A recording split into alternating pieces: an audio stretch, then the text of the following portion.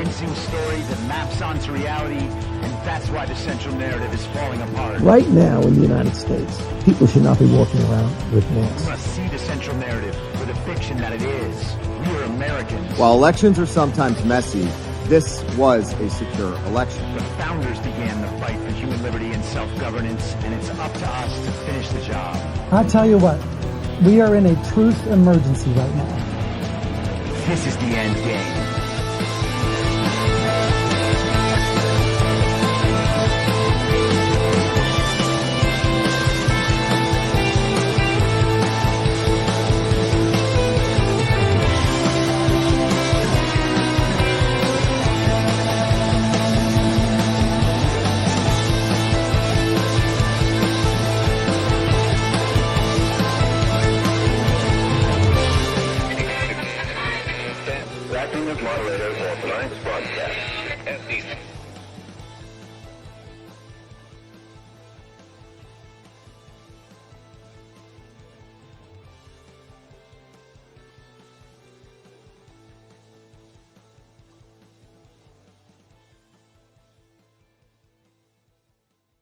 All the people that have gone out there against the mainstream media and said, you're going to call us racist, you're going to call us potential Timothy McVeighs, fuck you. War.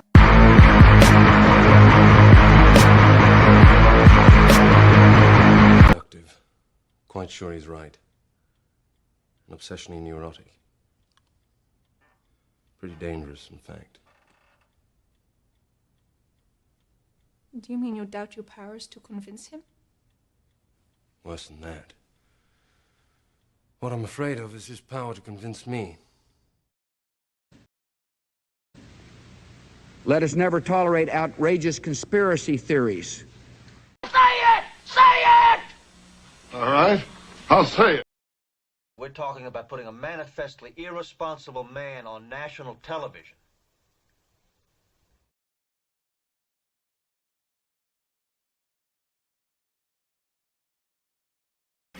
Sweetheart, be reasonable.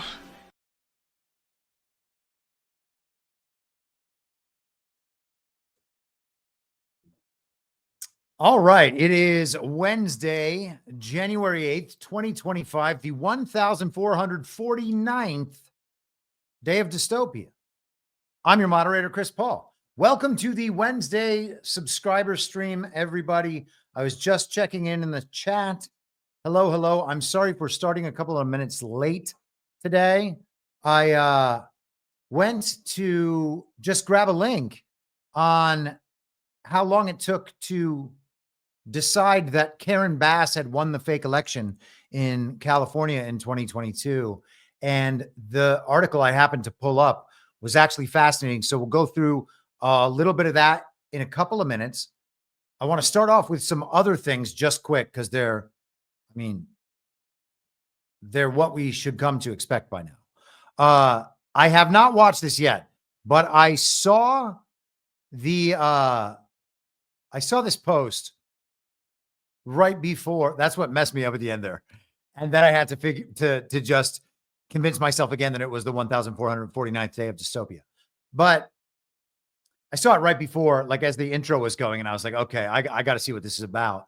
And I don't want to wait on it. So I'm going to share it with you, and I hope that it's as good as the description suggests. Oh, cool. My Rumble sound is always off. So there we go. Teach us to know you more clearly, to love you more dearly, and to follow you more nearly each day. To love thee more dearly, to see thee more clearly, to follow thee more nearly, day by day. By day, amen. That was beautiful. So how about it? Apparently that's Jimmy Carter's funeral.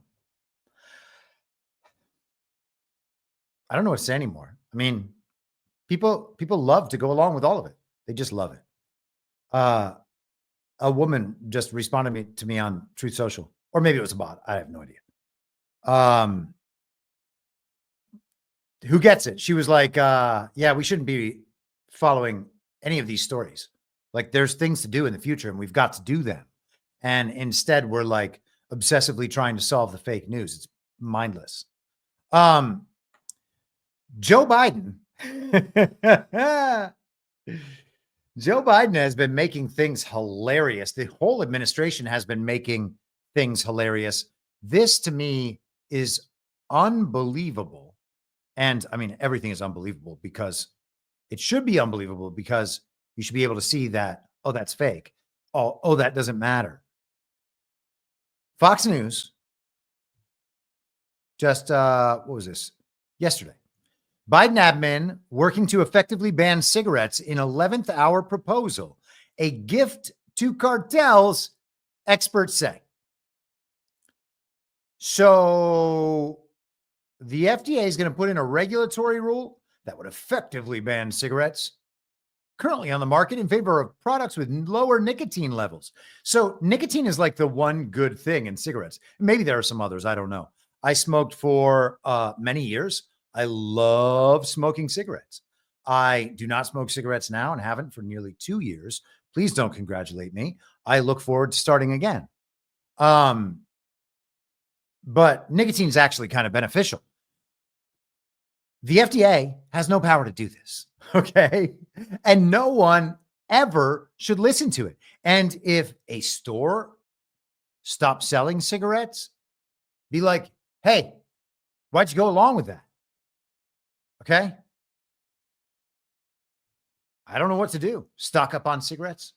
Start growing your own tobacco or wacky tobacco. Yeah, they can't do that. That doesn't mean anything. And Joe Biden's not a real president, but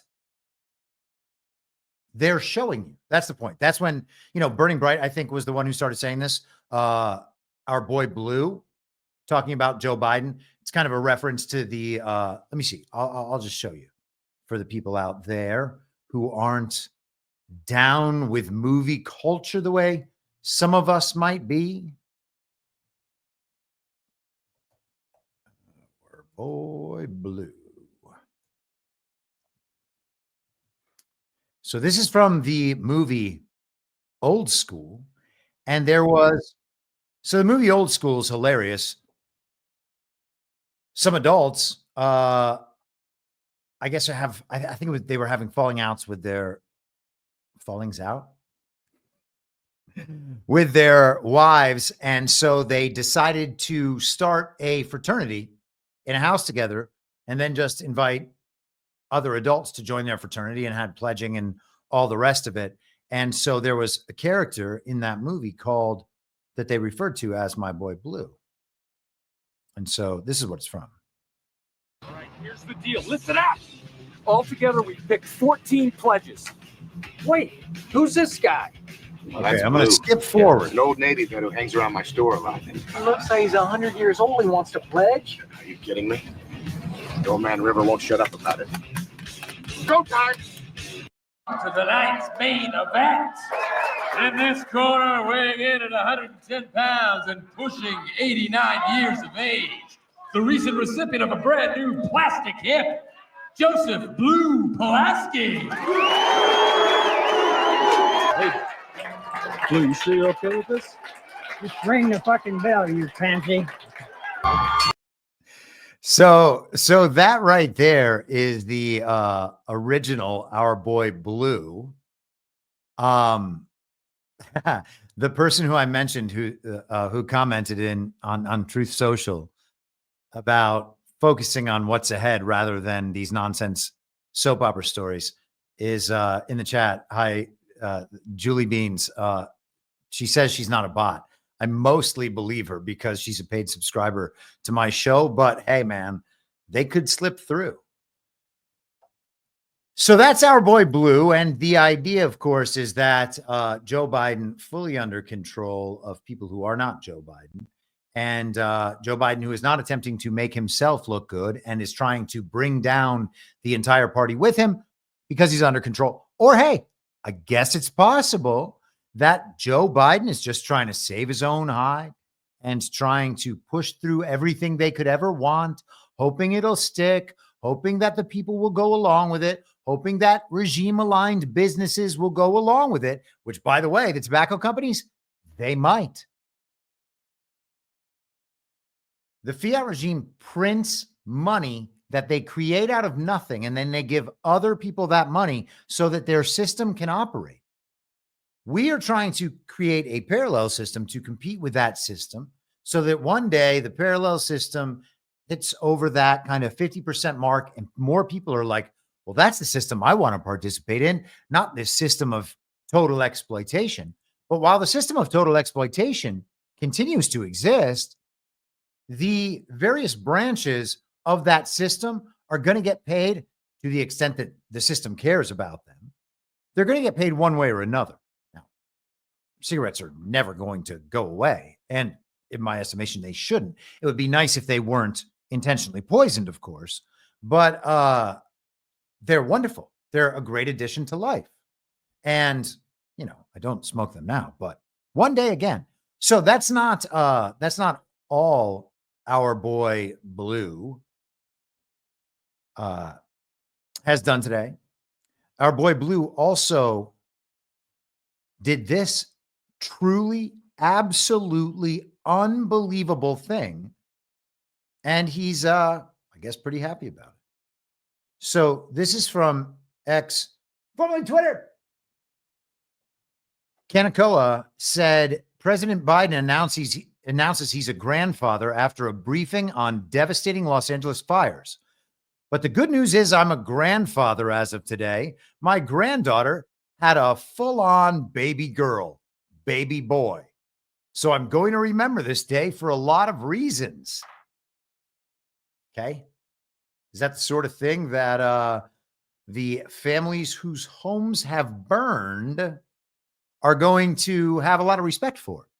So, as many people know, I did live in Los Angeles for 18 and a half years. Okay.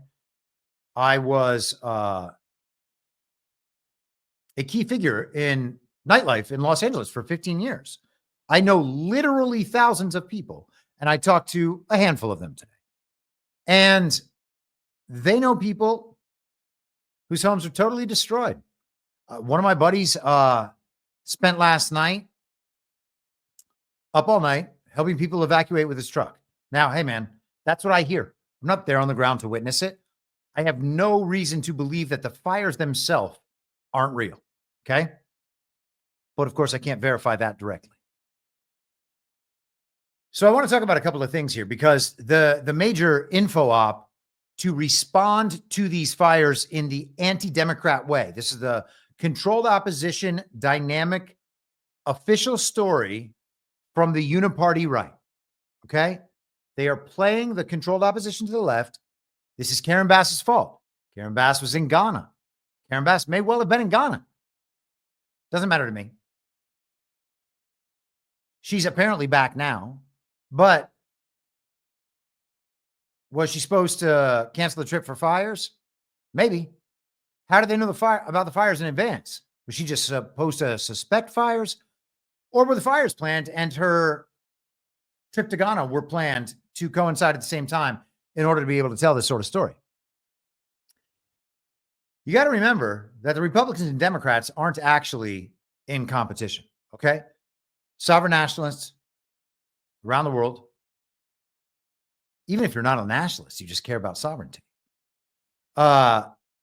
If you do not want the regime's agenda to be the future of humanity, these people are, all of us, we're prepared to push back on both of these groups at the same time. And the regime and the uniparty are not used to that because they have their people on one side and people on the other side. And those people argue all the time. And everybody else sees them arguing, thinks that they must be the authorities within these movements. And then they argue for them on their behalf, creating a reality through hyperstition of two actual sides in combat. Okay, but there's no actual combat there. It's all the same team cementing the same underlying narrative so that the belief structure is never shaken. All right. That's all it is. So the anti-Karen Bass narrative, most people have heard it by now. She like laid off part of the fire department or cut their budget by $17.8 million or something, blah, blah, blah. And she's cut funding, and there's no water for the fire hydrants. I mean, what are we talking about here? Right? All good. I understand exposure. Let people know what reality actually looks like. I get it that that's a necessary step. And if this is the way the necessary step is taken, I mean, you can't even say so be it, because there are real people affected. And I mean, it's not good for anyone in Los Angeles to drive around the city knowing that it is a smoldering war zone. And that's exactly what it is, by the way. So it's hard to say so be it. But the lesson has to be learned. And I'm hopeful that one result of this terribly tragic event will be that people learn that lesson. And so I posted this earlier on Truth Social.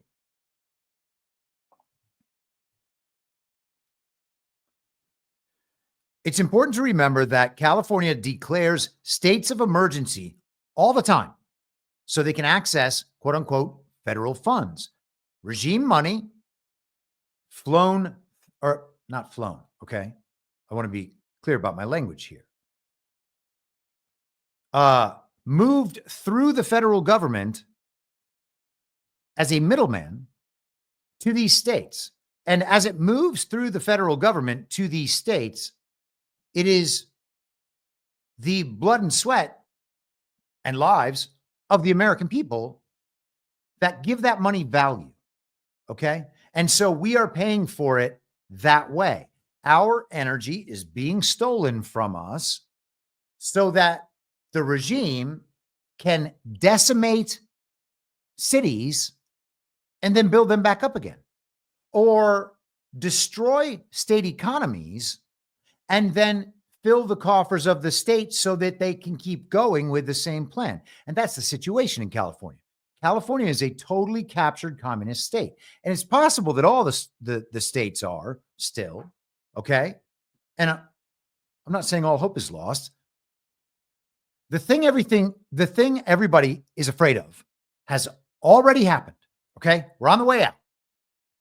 So there's no reason not to be optimistic, but the understanding of the actual situation is required. It's important to remember that California declares states of emergency all the time so they can access federal funds and operate in unconstitutional ways. Many states do this, of course, red states too. Uniparty, okay? It's the uniparty's strategy. This is a tactic the uniparty uses, I should say.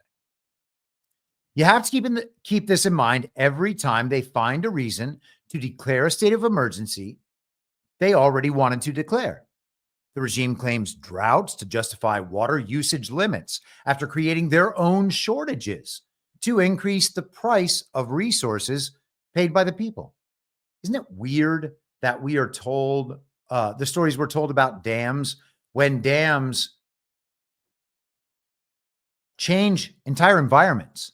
I mean, there might be, I've considered, I don't know if this is true, somebody in the chat might. I've considered that whether or not there are places in this country that are quote unquote deserts that are that way because the dams don't flow normally. It seems odd. It is a thought. It's not fleshed out. I don't want to get off track. Okay. So they have dams on the one end, and that stops the water supply. And then they tell us there's a drought to convince us that climate change is real. And then they tell us to diminish our water usage. You can only do your laundry on Tuesdays. Full control, taking full control over the people, treating them as subjects. They create brownouts through mismanagement and use them to show the people that the state is fully in control and has power over them. They do this during the summer. Now, does the power actually go out because they've mismanaged the power grid? Maybe sometimes. But why can't they just hit a switch and be like, darn, There goes Hacienda Heights. Okay. Hey, sorry, guys. Sorry. Your fellow Angelinos, they couldn't stop powering their electric cars. Sorry.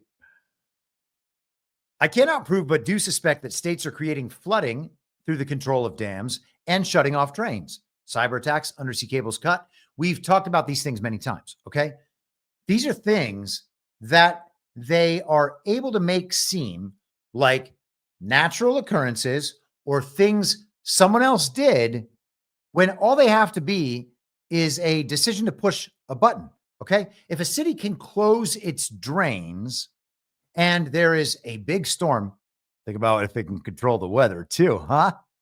And the stormwater can't drain and the streets flood and maybe buildings or houses are ruined.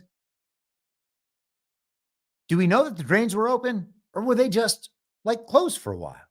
Because pushing that button would create the exact scenario that they wanted before the rains came. And I said, it's all a clown show if they have power over something. And when a disaster occurs directly linked to the thing they control, they use the disaster to forward the projects they already had planned. It is only responsible to assume that they caused the disaster.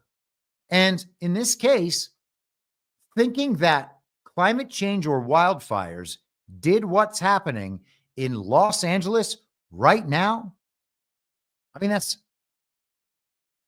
like unsurvivably retarded. And I mean, I'm not wishing that on anybody, but at some point, like how long are you going to go down that path and defend this stuff and defend your version of reality where this stuff couldn't happen intentionally?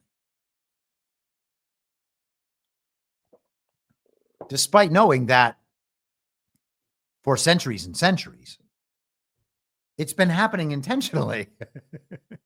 You can go through history and find stories of governments destroying people's homes and property. Now, we're always told that our country doesn't do that, and our allied countries don't do that. It's other countries that do that. But of course, that's an inverted perception, okay? It's the regime that does that to force the people to destabilize societies so that the regime can take more power, so that the people are forced to depend on the regime for everything because they've been absolutely destroyed. And, you know, the last thing, of course, is if they can control the weather, then really that's that, you know, because then the hurricanes, I mean, can they control the weather? Can they heat the sky?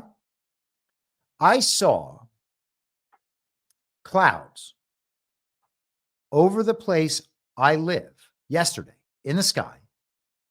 Line, line, line, line, line, line, line, all across the sky. One side to the other, line, line, line, line, line. Thin lines of clouds. Now, I've never seen that in my life. And I don't know how it's possible naturally. Okay. But not too happy about it. And it just so happens that, you know, tomorrow is when the big storm's coming. Very strange time. So let's go to Karen Bass, because here's the thing. Apparently this guy, Rick Caruso, owns Palisades Village, which has been utterly decimated. That's the place everybody keeps supposedly sent that's the place featured in that video everyone keeps forwarding around. The one most people have seen. Even Elon Musk posted it, saying that his friend had showed it to him. And I guess, you know, that makes it real. Again, I'm saying I know people there who have been dealing with the issue, so I am not claiming there is not a fire, okay? That video looks very strange, but I'm not claiming there's not a fire and there's not an absolute disaster on the ground. I'm basically to the point of accepting that's definitely true. All right. So Rick Caruso owns this incredible property, and it's all been decimated. Well, Rick Caruso is a real estate investor who not last year, sorry. I guess at this point, it's not even 2 years ago. 2022 elections, Rick Caruso ran for mayor of Los Angeles against the communist Karen Bass in a fake election that took, 10 or 12 days extra to actually declare a winner in, and never protested a thing about elections, never said a word. He's basically a Democrat who ran as a Republican, I guess, to contest Karen Bass. And now he's got a real estate opportunity like few people could ever imagine once they clean up the mess. And with the all the anti-Karen Bass news, people are left thinking, man, we should have elected Rick Caruso, because of course everybody in California thinks they have real elections. Let me ask the machine something quickly.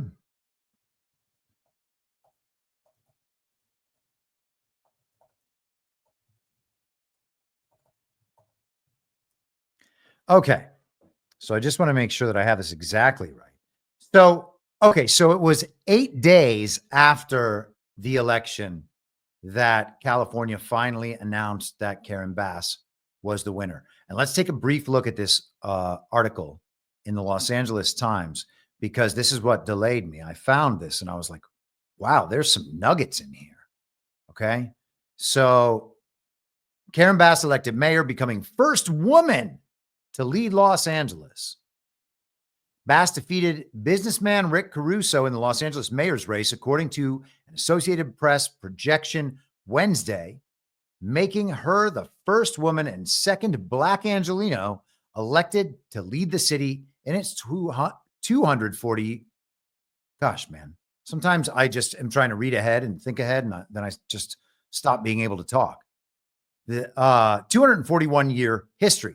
The 69-year-old congresswoman achieved victory despite Caruso spending more than $100 million of his own fortune on his mayoral bid, shattering local spending records and pumping previously unprecedented sums into field outreach and TV advertising.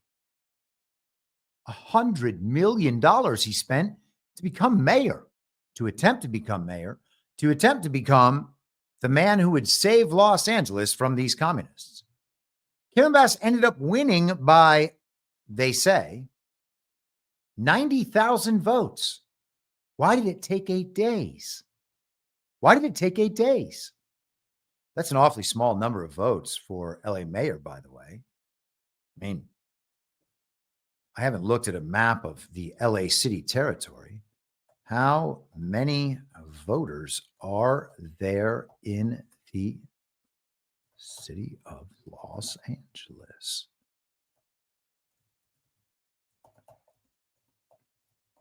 And I'm putting who are eligible to vote for mayor, just to be sure that we're getting the right number here. As of the most recent data, there are approximately 2,120,500. Gosh, man, I am dumb today. 2,120,515 registered voters in the city of Los Angeles.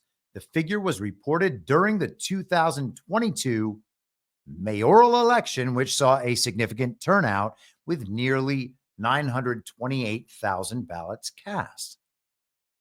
That's not a significant turnout.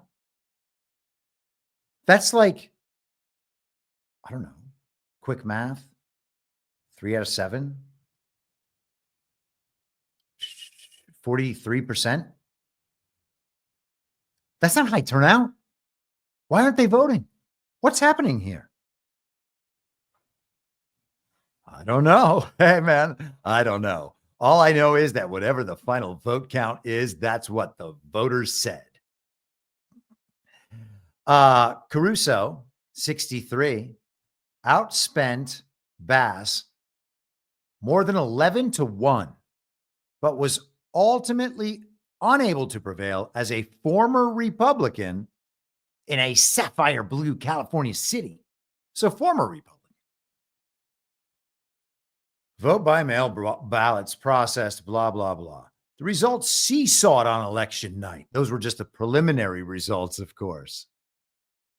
Caruso had eked out a lead the next morning, but then the mail-in ballots processed after Election Day strongly favored Bass, and her margin in the race grew steadily. I'm proud of the work we did to engage long-neglected communities, giving a voice to the unheard and me more real estate opportunities. Wait, that's not actually in there. And to the light we shined on the biggest challenges facing our great city.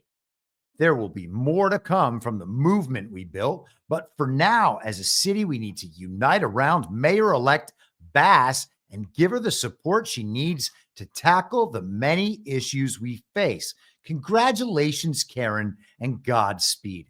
Oh, how magnanimous. That'll get him lots of friends in Los Angeles. In fact, that'll help him keep his friends in Los Angeles, which is the point of those kinds of statements.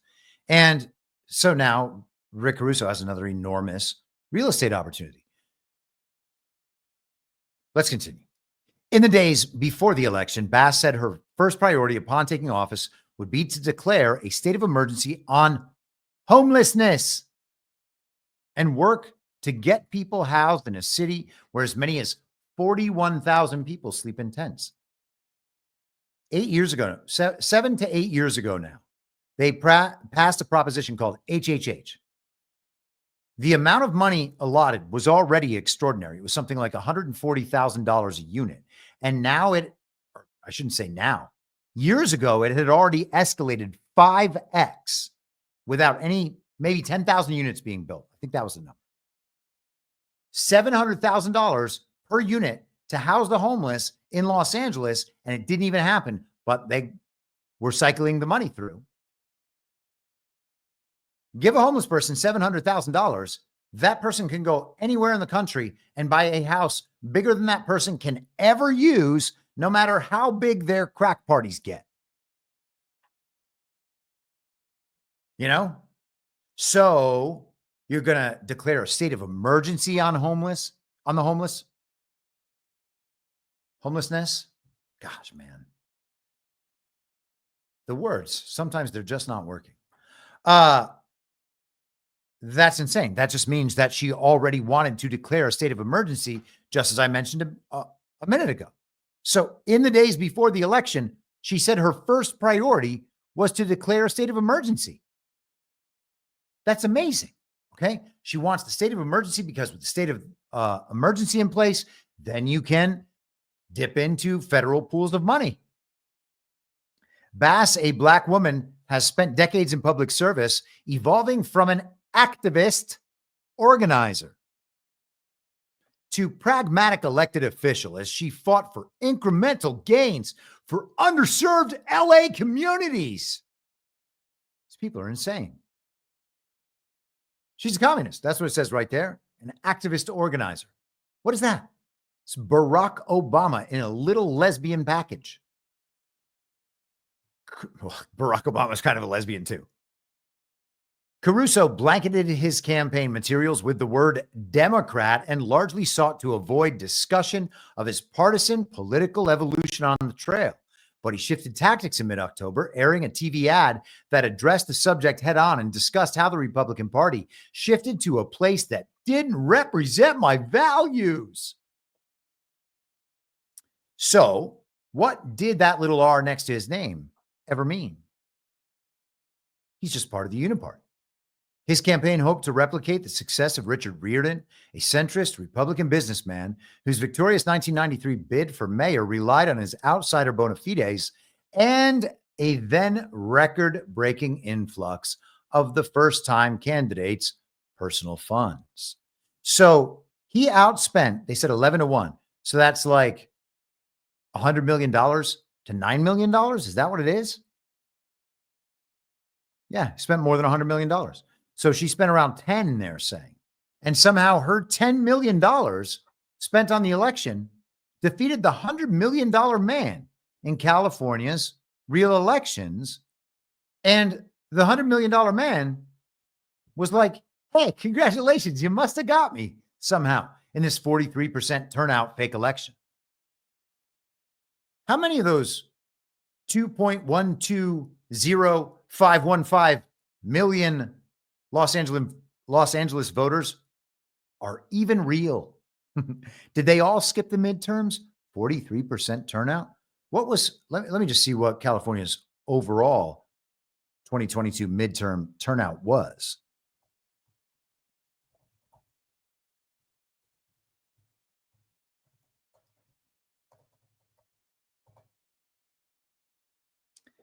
In the California midterm in 2022, it was approximately 43% of eligible voters. So this is all of California. That marked a significant decline from the 2020 presidential election, where the turnout was about 66.8%. How about that? Latinos somehow dropped sharply by 38 percentage points. Real Latinos, or just the people they signed up at the DMV, whose names and identities they steal to place on fake votes or to assign fake votes to? It's not like they even need to create the ballots. And also, they let people print out their ballots and fill them out at home and send them in. California's elections are fake. Okay. But the narrative behind this is still interesting. And this should just be more revelatory information proving that California's elections are fake. What was the turnout in Gavin Newsom's recall election? 58.4%. So more people turned out to stand up and say at a 66% rate that Gavin Newsom was their guy. And then there was a 13% drop off for the midterms. How does that happen? Well, it doesn't happen. Okay. They have fake elections. Unbelievable. The race grew uglier in its final months as both candidates fought fire with fire. But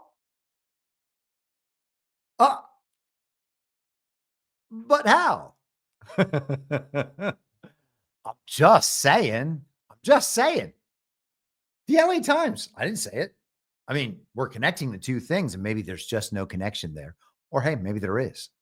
I mean, how deep down do you want to go? I'm happy to go there anytime. People think they know a lot of things that they don't know. And there are plenty of things that I don't know. I'm not saying I know all the things that they are wrong about. I know what the right answer is. I'm not saying that at all. But it's becoming really easy to tell when someone has no idea what they're talking about. And because it's because they're always making a claim to authority. Well, this says this. I heard this on this. You know that this is this way. Everybody knows that. Okay. That's most of people's knowledge. So you can know right away, like, oh, you don't know that. And if you need to, you can try to make them support that thing that they definitely don't know. And then if you're able to expose clearly that the point they're making is something they have no clue about, well, then you kind of got them.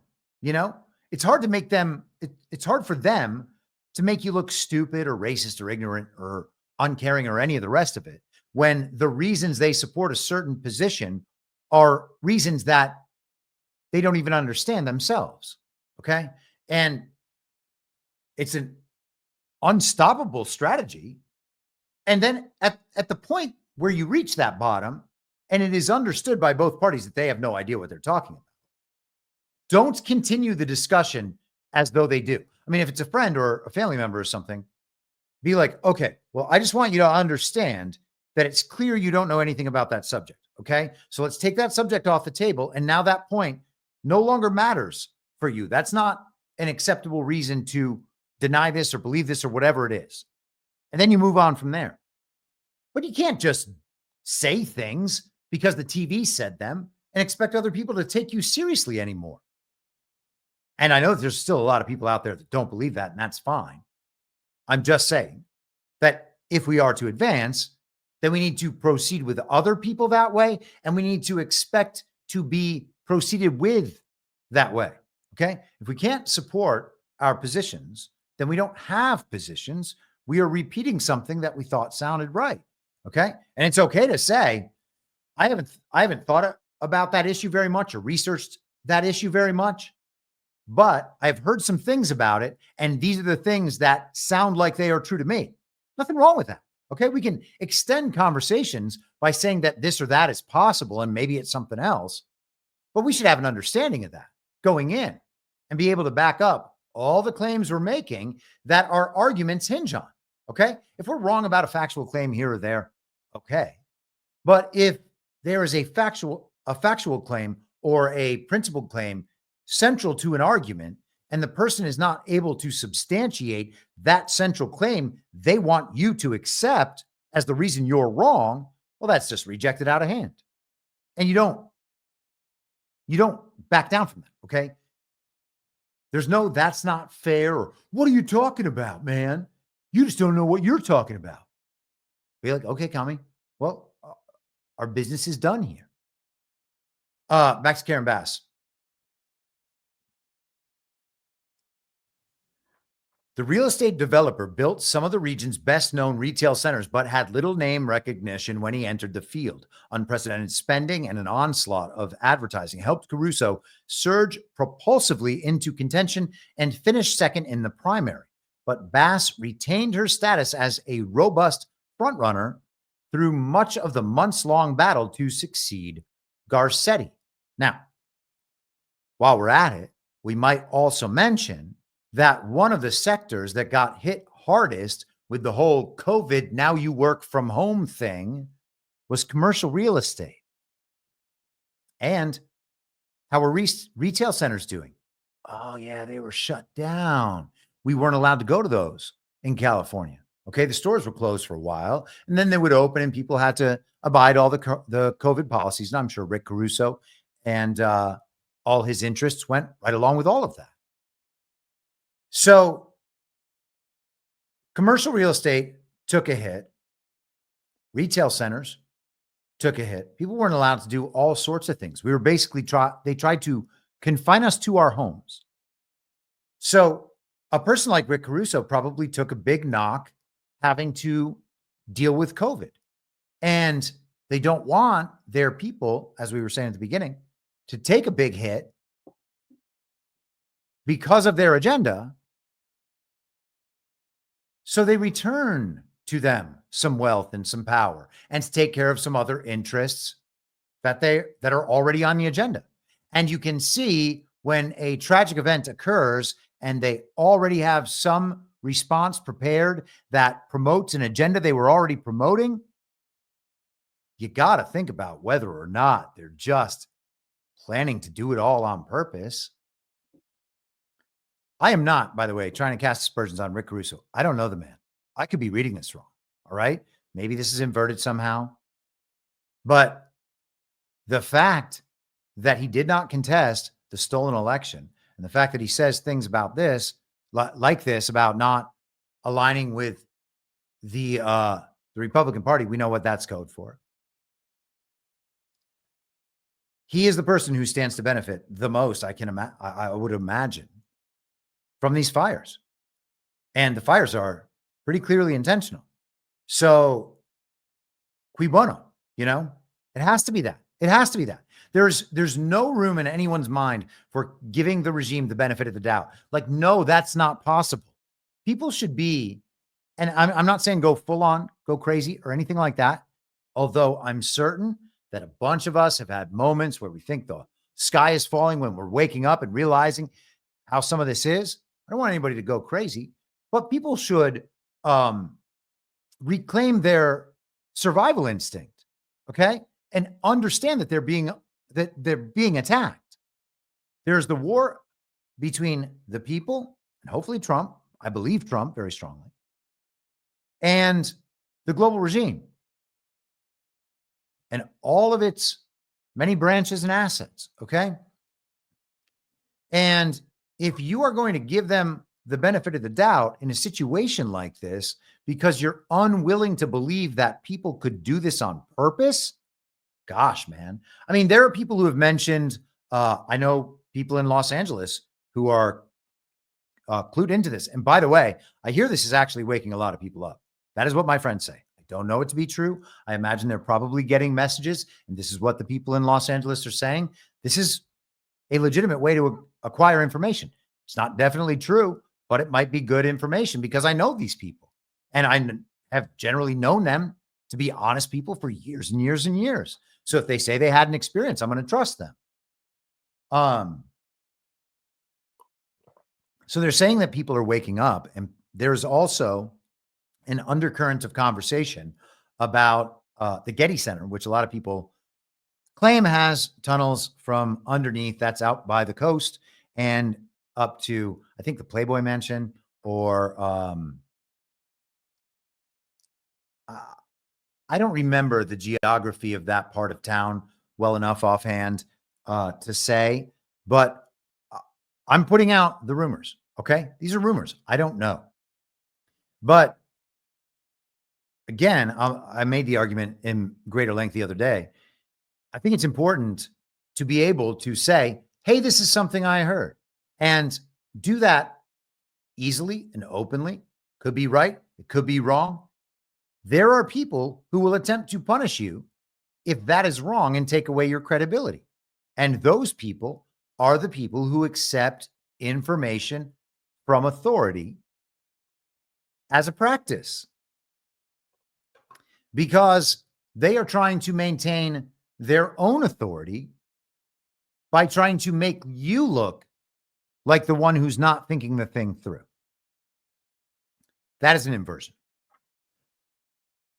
It was only in the final weeks of the race that polling significantly tightened. I'll be damned. As Caruso poured roughly $3 million to $4 million a week into his barrage of advertising. Well, what the hell is advertising? You think people in LA were like watching television and saw Rick Caruso ads and were like, yeah, or getting his dumb text messages and getting all riled up, or seeing his little videos on social media and like, we're going to close the gap with Karen Bass? Clown show.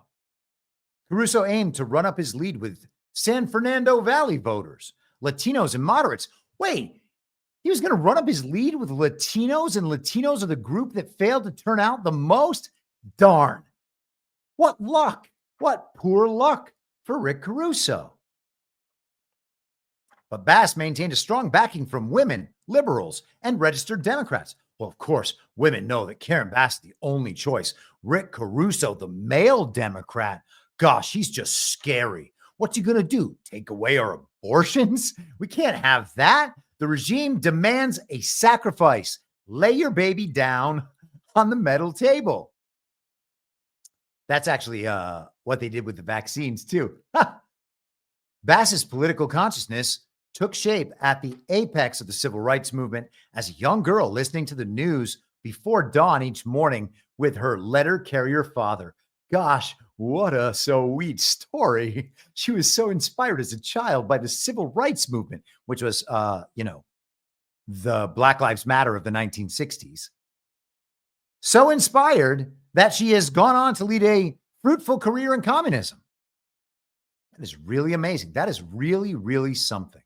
So I have a feeling that this fire thing, I'm down with all of the anti-Karen Bass stuff. All good. In fact, let's just take a brief look at this here. Karen Bass, a Democratic congresswoman from California, has publicly denied being a communist. Yeah, communists haven't figured that trick out. Just lie about your communism. In an interview, she stated, "I'm not a socialist, I'm not a communist," and emphasized her lifelong affiliation with the Democrat Party and her Christian faith. How are you supporting the Democrat Party if you're a Christian? Huh? How's that? How's that work? Oh, you're one of those people who calls themselves a Christian. Got it. Despite her assertions, Bass Bass's past has drawn scrutiny, particularly regarding her involvement with the Venceremos Brigade in the 1970s, a group that supported Fidel Castro's regime in Cuba. Critics have pointed to her visits to Cuba and her previous praise for Castro as evidence of her leftist sympathies. And yeah, I mean, we talked about this stuff while we were going through the Bay of Pigs and what was the other incident? Oh, and White Squall on Badlands Story Hour. Now that is an interesting situation down there. But that's why people might assume she's a communist. Also, she has been criticized for honoring a leader of the Communist Party USA in congressional remarks. Oh, maybe it's worth reading that whole paragraph. I just thought that was so nice. Bass has acknowledged that she was influenced by political ideologies during her youth, including those associated with communism. She described the impact of white radicals and noted that some of her mentors were members of the Communist Party. I mean, so zero love whatsoever for Karen Bass.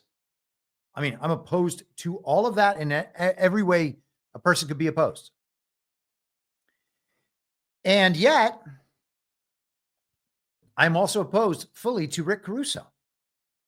Why would anybody respect a man with that scenario in 2022?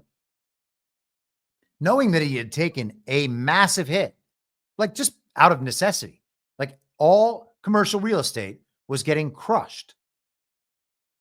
So he loses in a fake election and congratulates his communist opponent, all because he's the kind of Republican that Californians need. Now, that's not true. It's very easy for the Uniparty to pull that trick and say, this is a very blue state. Therefore, the Republicans in this state are also very blue and would never back someone who is very red. Now, let's get away from very blue and very red because they're the same thing, including in California, including in places like Orange County. They're more like Texas, fine, but there's plenty of regime corruption, plenty of uniparty corruption in Texas, all over Texas, okay? So red state, blue state, doesn't even matter. It's just a uniparty. They're uniparty. The idea that a real election in California could not be won by Donald Trump is nonsense, okay? So they don't actually need a very, very moderate Republican or a guy who used to be Republican but now is independent, even though he's catering to Democrats. It's all a show. It's all a charade. It is a fraud. And again, you know, day one, these are just initial reactions, okay?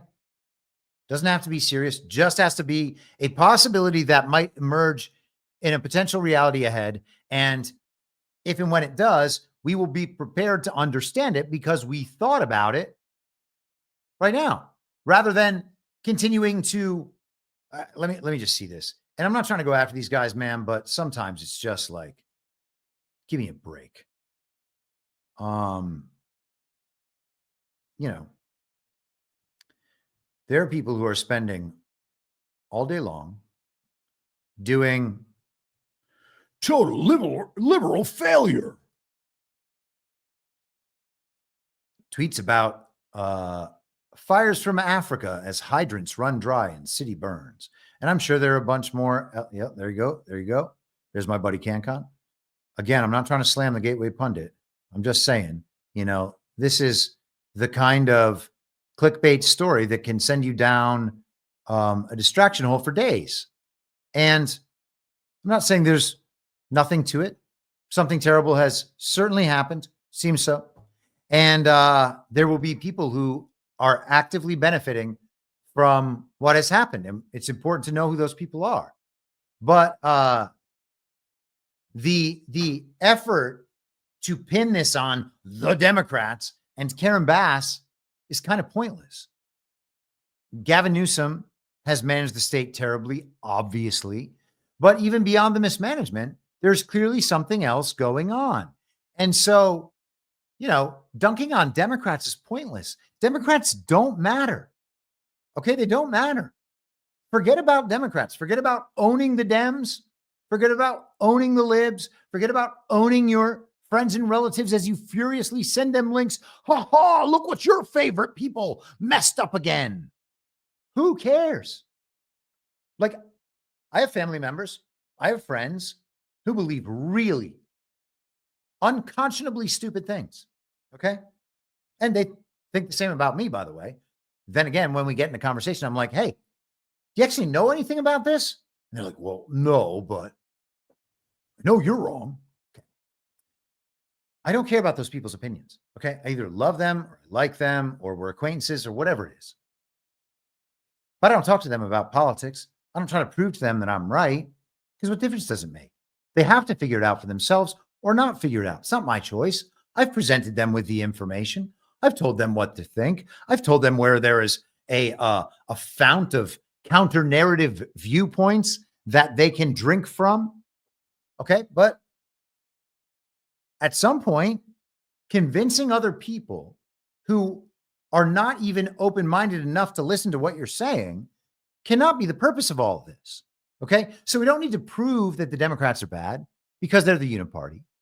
We don't need to prove that they're hypocrites because, first of all, uniparty Republicans are equally as hypocritical.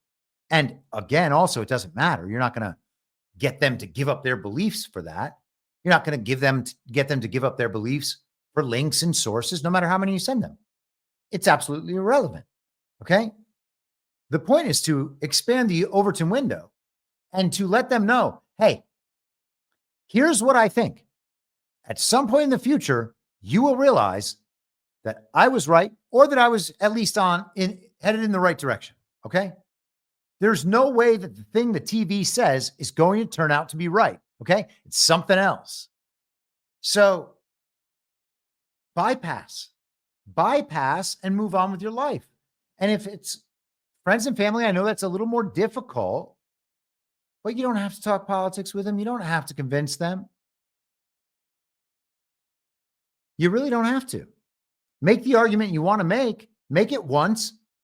If they ask you questions because they're curious about what you're saying, have a discussion. I'm not saying cut these people off or abandon them or anything, but if you've explained your viewpoint and it's clear that all they want to do is make sure you know that either you're definitely wrong, but they don't know why, or you're a bad person, but they don't know why. Well, you don't need to take the time just to get there when you know that's where you're going, right? Which is why with strangers, obviously, I just tell them they sound vaccinated and put up the stuck on retard thing. I don't need to have those conversations. Why would anyone have those conversations? Especially at this point. Okay. If somebody seeks information, help them find information. That's it. You can't force people to take on the truth, of course. People have a real hard time with it when it comes to this stuff because this is actual people's lives that are being messed with. And the forces that are messing with them are very complex. And it's not just one of them, which makes it even scarier. And then you think about the fact that actually they can target these fires with technology. And if they can target and create fires with that technology and make sure that those fires are in some sense controlled where they want them to be controlled, it seems that they have that ability. Then you have to at least think about it, don't you? It's irresponsible not to think about it at that point because you can't just blame it on climate change because you're worried about someone calling you stupid. Blaming it on climate change is stupid. I mean, blaming it on climate change is blaming it on something scientists made up and that people believed because they were coerced and conditioned to believe it. And so the fact that people believe something scientists made up allows the regime to get away with this. All right. And we talked about it at some length, I believe, yesterday, scientific materialism and all of it. But the worship of science, the worship of math as though these are objective sources of knowledge and everyone involved is doing their best to be true and faithful. Preposterous. That's what allows this to happen. Okay. The science and the math are just other tools to trick you. That's not all they are, but the regime uses them to do that. And because they do that, it means you should be extremely skeptical about everything that is justified on the basis of math or science. It should go without saying. These people are insane, okay? And people will claim that these events are caused by climate change because alternatively, they have to accept that the people whose team they're on, when it comes to things like climate change and COVID and vaccines and all the rest, are lying to them. And they're creating the disasters. Why would you lie about the cause of a disaster unless you created it? Right? I mean, or you're trying to protect someone who created it. I don't see any other reason. I don't see any other reason why you would lie about something like that, but they're obviously lying. Are they retarded enough that they believe it? Maybe. Are they servile enough that they will repeat it despite not believing it? Also, maybe. Strong, maybe even. But ultimately, come on. Okay. Do you have to say anything else about fires? I don't know. I'm going to check the chat for just a second. I did not expect to just launch on a hour-long rant over that. These things happen, I suppose. All right, everybody seems to be hanging in there. Happy New Year to those of you who have not caught the live streams but are here as subscribers. Thank you very much for your support. I would not be able to do all of this without you. I really wouldn't. Okay.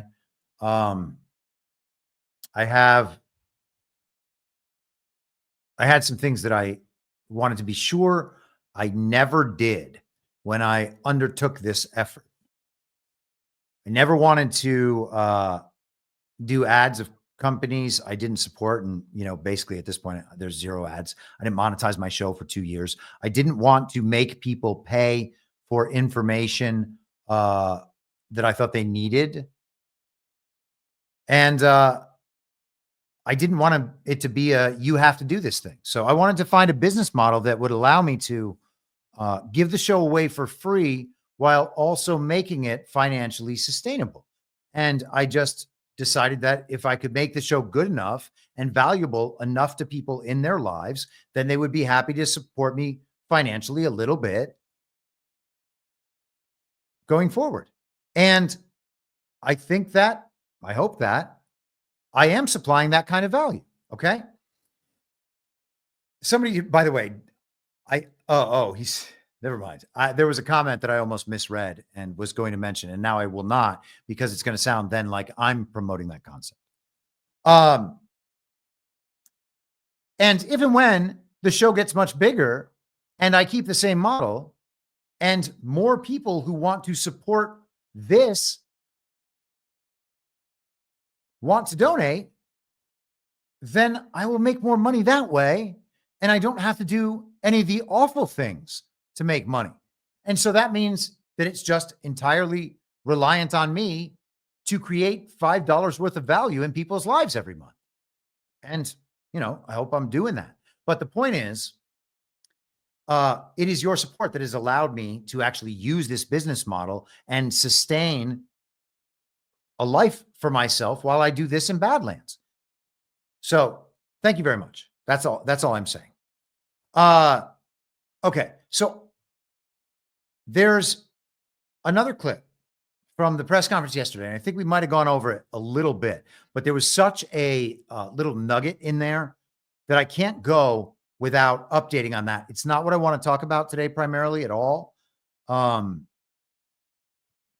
There were some funny memes from Trump on the Greenland stuff that I will put up, but that's how long I want to spend on it. This video, a little conversation in that. And so please hold me to that, because there is something else that I really want to talk about that I've been kind of holding on to for a couple of days. And it's going to mesh very well with what we've what we've been discussing the last couple of days. But let's just go to this Trump clip quickly. So this is from the press conference at Mar-a-Lago yesterday, right? You would suggest. Listen, I don't care what he says. So real fast, you said you were considering military force to acquire Panama and Greenland. Are you also considering military force to annex and acquire Panama? No, economic force. Because Canada and the United States, that would really be something. You get rid of that artificially drawn line, and you take a look at what that looks like, and it would also be much better for national security. Don't forget, we basically protect Canada. But here's the problem with Canada. So many friends up there. I love the Canadian people. They're great. But we're spending hundreds of billions a year to protect it. We're spending hundreds of billions a year to take care of Canada. We lose in trade deficits. We're losing massive. We don't need their cars. You know, they make 20% of our cars. We don't need that. I'd rather make them in Detroit. We don't need the cars. We don't need their lumber. We have massive fields of lumber. We don't need their lumber. We have to unrestrict them because stupid people put, restrictions on, but I can do that with an executive order. We don't need anything they have. I want to go back and just hear that a little bit again, okay? About how we don't need their cars. We don't need their lumber. That I'd rather make them in Detroit. We don't need the cars. We don't need their lumber. We have massive fields of lumber. We don't need their lumber. We have to unrestrict them because stupid people put, restrictions on, but I can do that with an executive order. We don't need anything they have. We don't need their dairy products. We have more than they have. We don't need anything. So why are we losing $200 billion a year and more to protect Canada? And I said that to, as I called him, Governor Trudeau. I said, listen, what would happen if we didn't subsidize you, if we didn't, because we give them a lot of money. We help them. As an example, we're buying icebreakers, and Canada wants to join us in the buying of icebreakers. I said, we don't really want to have a partner in the buying of icebreakers. We don't need a partner. But no right. Nope. No right. Here's what we have. We have a right not to help them with their financial difficulties because we owe $36 trillion too. We're going to start knocking it out pretty fast, but we're going to be able to do it because of energy and other things. But no right. No right. But why are we supporting a country 200 billion plus a year? Our military is at their disposal. All of these other things, they should be a state. That's why I told Trudeau when he came down, I said, what would happen if we didn't do it? He said Canada would dissolve. Canada wouldn't be able to function if we didn't take their 20% of our car market. All right, so I think you get the picture there. So he's stating clearly that he doesn't intend to take them over by force and doesn't think that there will be an issue there. He said it's going to be an economic thing. There's no right to take them over, but we do have a right not to pay for any of their stuff, to not give them money. So he described that we don't need their cars and we don't need their lumber.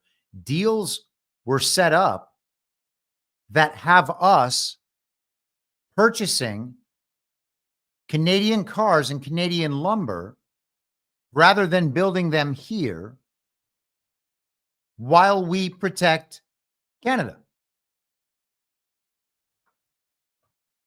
This is the Uniparty United States, the evil twin faction, right? The United States under the regime's control, and Trump is talking about the view of the United States under anti-regime control.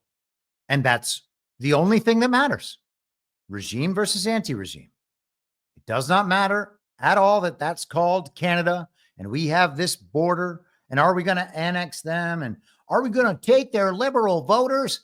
I swear that is the dumbest thing I have ever heard. We don't want to take Canada because we're going to have their liberal voters. We don't have real elections. Canada doesn't have real elections. Everything's propaganda. Okay? We need to get through those problems, not worry about voters and fake elections.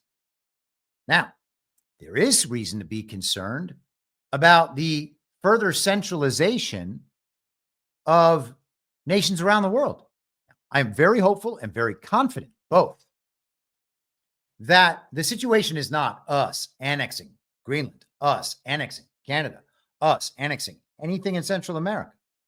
I believe the plan is to have all of these nations remain sovereign nations that are part of a unified continent where we are militarily protecting the entire thing. All right? Like, we're the big dog. Okay? It's okay to be the big dog in the region and exert authority over these nations, but you also have to let the nations do what they want to do and live as they want to live and sustain themselves through their own productivity. So, the war is against the regime. And on that note, actually, I was having a conversation in my chat today. Somebody was, and listen, man, I'm basically a soft war maxi when it comes to Bitcoin. I'm convinced that the technology is good, understanding that I am ignorant and cannot know truthfully, fully, whether it is or not. Okay, that's beyond my understanding. And I certainly can't know for certain how it's going to evolve in the world. But I know that most of the people who are into it and most of the people who are investing in it are scientific materialists. And most of the people running the program are scientific materialists who bow to the math and science. And when that's the case, there's good reason to be concerned about who those people up top are and what their intentions are and what their strategies are for promoting their agenda, which is not our agenda.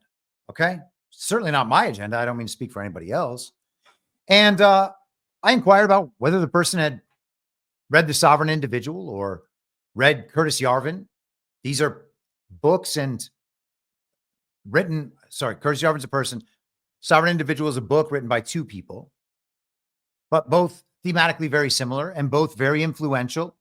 Peter Thiel wrote the preface or introduction or whatever they call it to the latest edition of The Sovereign Individual. Peter Thiel did that. J.D. Vance's owner.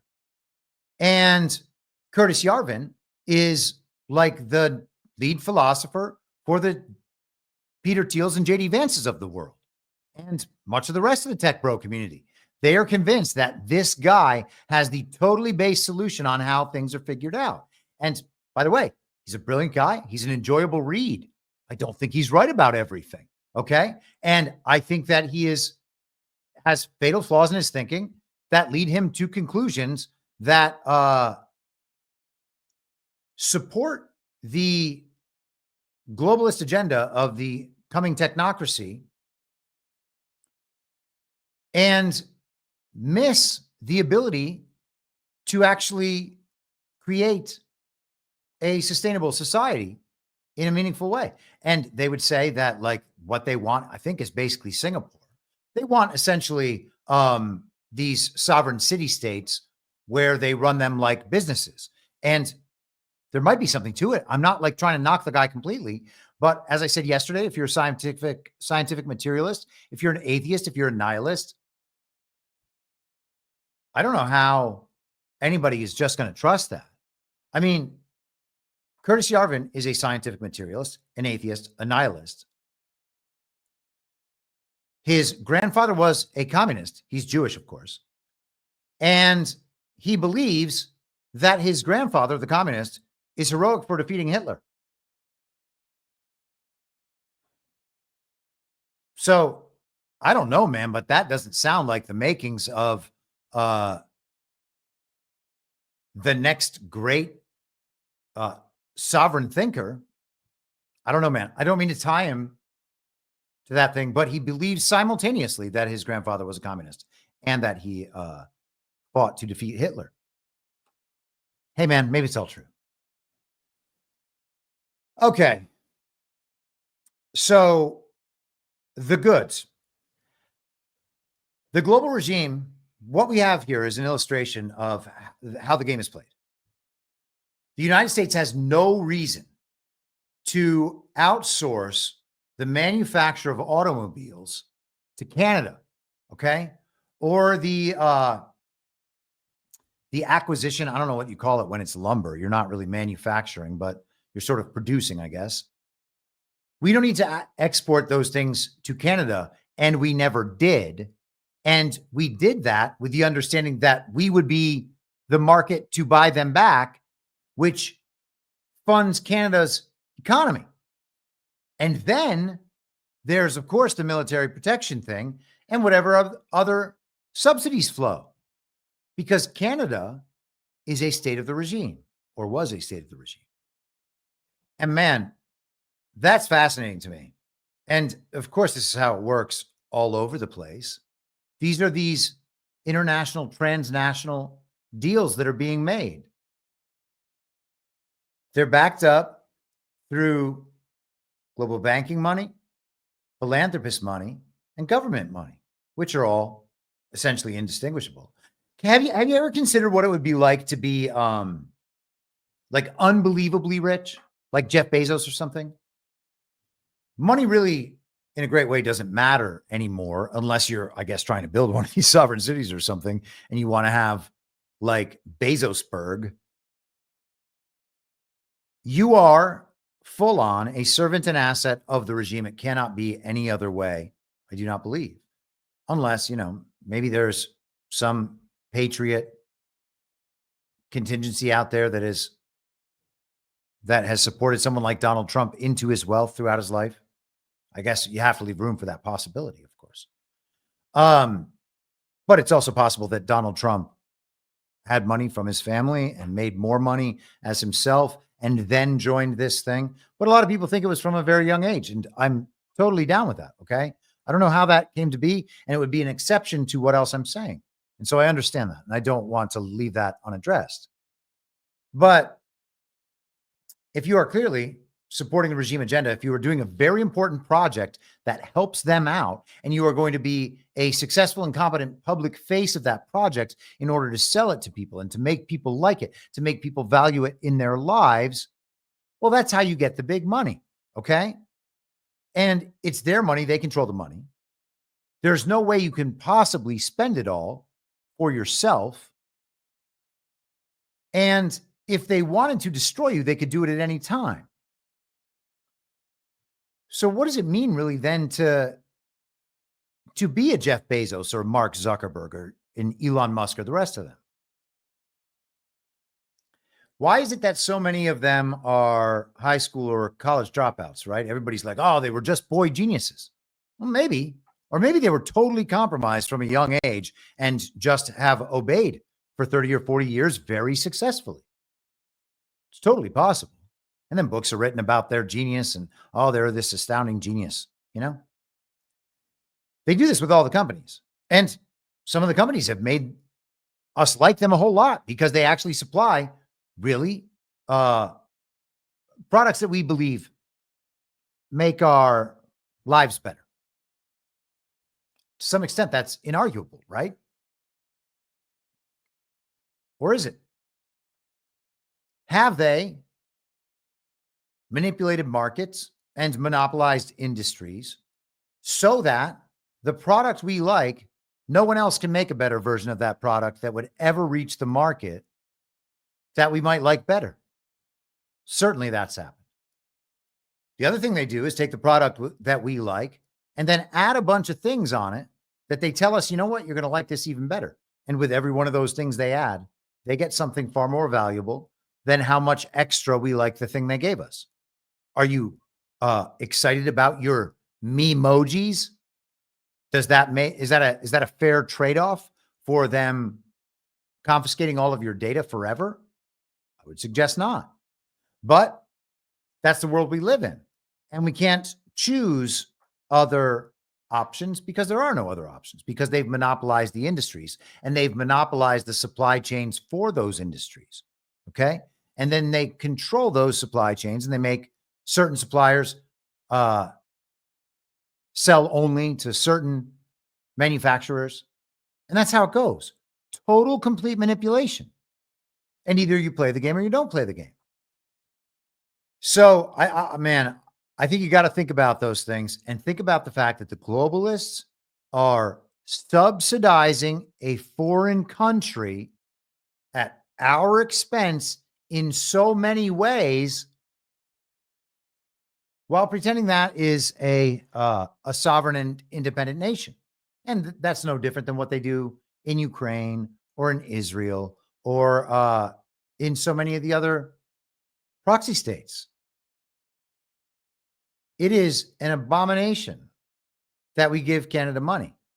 And, you know, Trump is very clear that border's not real. And some people have been doing digs on that. We don't have to go into it. I think I've been posting it in my Telegram, t.me/very reasonable. If you don't have Telegram, listeners, I don't know what you're doing, honestly. Stop Twitter, stop Instagram. You know, definitely stop Facebook. At some point, we got to grow up out of these things. These things are useless. They literally steal your data while they attempt to demoralize you and make you feel as though you are isolated in your thinking from the rest of the world. And we're going to talk more about social media. In fact, maybe we'll just jump straight to that. I was gonna go through these articles, but I don't think that I'm really going to have the time unless I forego the other subject I want to discuss. I don't feel like foregoing that subject, so I want to just point this out briefly. This is in the Atlantic today by yesterday by Victoria Nuland's husband, Robert Kagan. And the headline is, Trump is facing a catastrophic defeat in Ukraine. If Ukraine falls, it will be hard to spin as anything but a debacle for the United States and for its president. Well, okay. First of all, that's preposterous. Nobody's going to blame Trump for that. It's not possible. They think that they have a media operation, a propaganda operation, competent enough to convince the American people that's true. Not possible. There's no way that this will look bad for Donald Trump at any point whatsoever. They already look as bad as possible. They can't shift that onto somebody else that everyone knows isn't responsible. And catastrophic defeat makes no sense. Oh, wow. It's so funny. I'm just looking at this again. Vice President-elect J.D. Vance once said that he doesn't care what happens to Ukraine. J.D. Vance in the first line. So they're going to use J.D. Vance to hammer this op home about how Trump will be catastrophically defeated? Very interesting. Why would J.D. Vance say he doesn't care what happens in Ukraine? Does Donald Trump say that? Strange. Wonder what J.D. Vance has going on. It's like he's kind of just serving some other agenda, or not really serving any agenda. He's just a television character who appears in different places at different times and was built as the next Barack Obama on the right and then got totally woken up in like 2021, right before his senatorial election funded by Peter Thiel. The other Peter Thiel candidate in that election, Blake Masters in Arizona, did not win somehow. Arizona's elections are fake. J.D. Vance doesn't talk a lot about fake elections. I'm just saying it's weird. It's weird, right? Man, Snowcat Operator, you have been far too generous this week. Thank you so much, man. He says it's high noon. And it is high noon. It's high noon all day long. All day long. Dave says, I need a larger megaphone because I see the entire board. Well, man, the larger megaphone thing will come or it won't. I had to get over that a long time ago because, you know, the way that comes for a lot of people is by chasing it. And if you chase it, then you got to do things.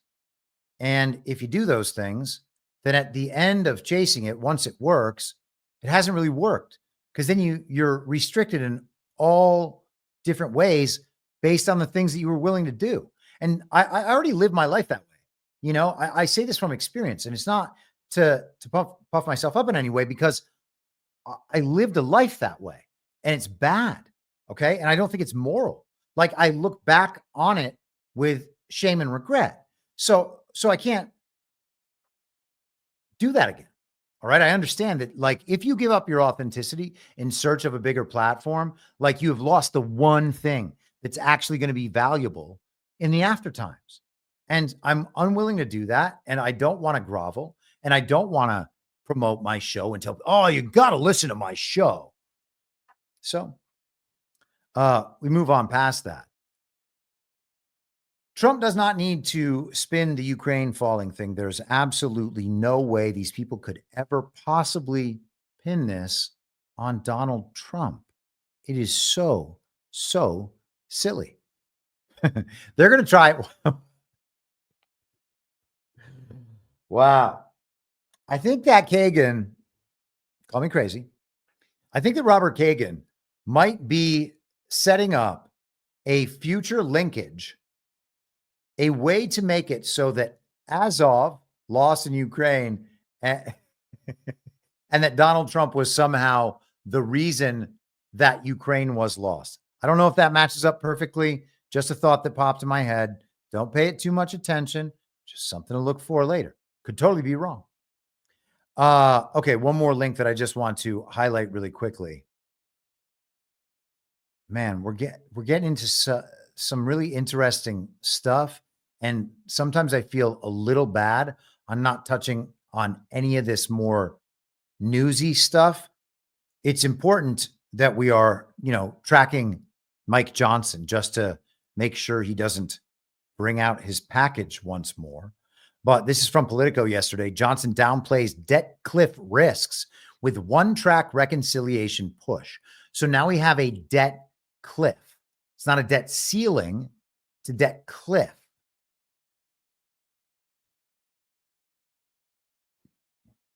I have to see if they actually describe what they mean by that.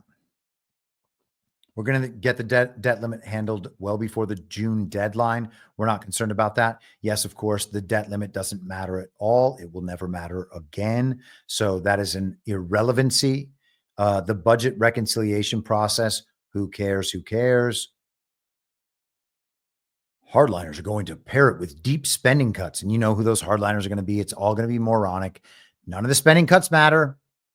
The debt limit does not matter. The debt ceiling does not matter. If you owe $100,000 to the bank and you can't pay it, you're in big trouble with the bank or the mafia.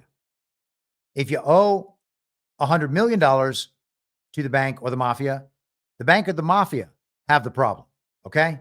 So if you are at war against the bankers and against the global criminal enterprise and you win that war, you don't owe them anything. The debt's just gone. That's how it works. Okay. You don't defeat someone in war and then pay them what you owe them. And by the way, we don't owe them that because the illegitimate government in this country has agreed to all that spending. The government's illegitimate. They're operating expressly against the will and consent of the American people. So none of this matters at all. And it will not ever be paid back. The debt will be eliminated as it should be. And that will be that. There's nothing to concern ourselves with about what's happening in an illegitimate legislature. And they will be illegitimate. I don't know how long the game's going to have to be played out, by the way. I cannot tell you that. So, like, I know people would be like, as soon as they pass some bill and Trump signs, they're like, well, what about that? Well, what about that? I also described the other day a way that there might be some legitimacy there somewhere. I don't believe that there is, but there might be.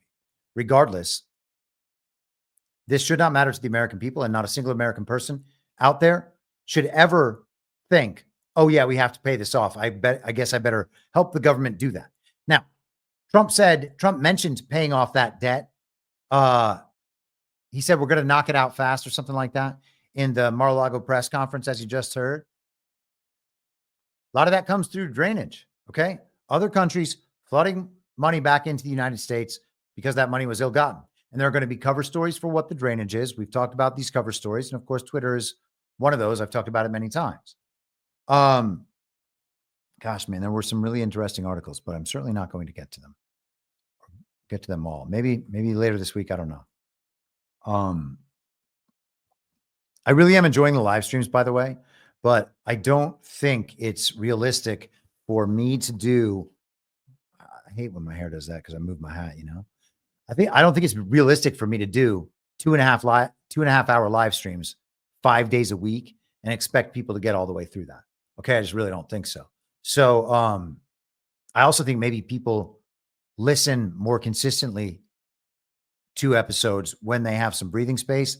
I'm just observing. I don't know.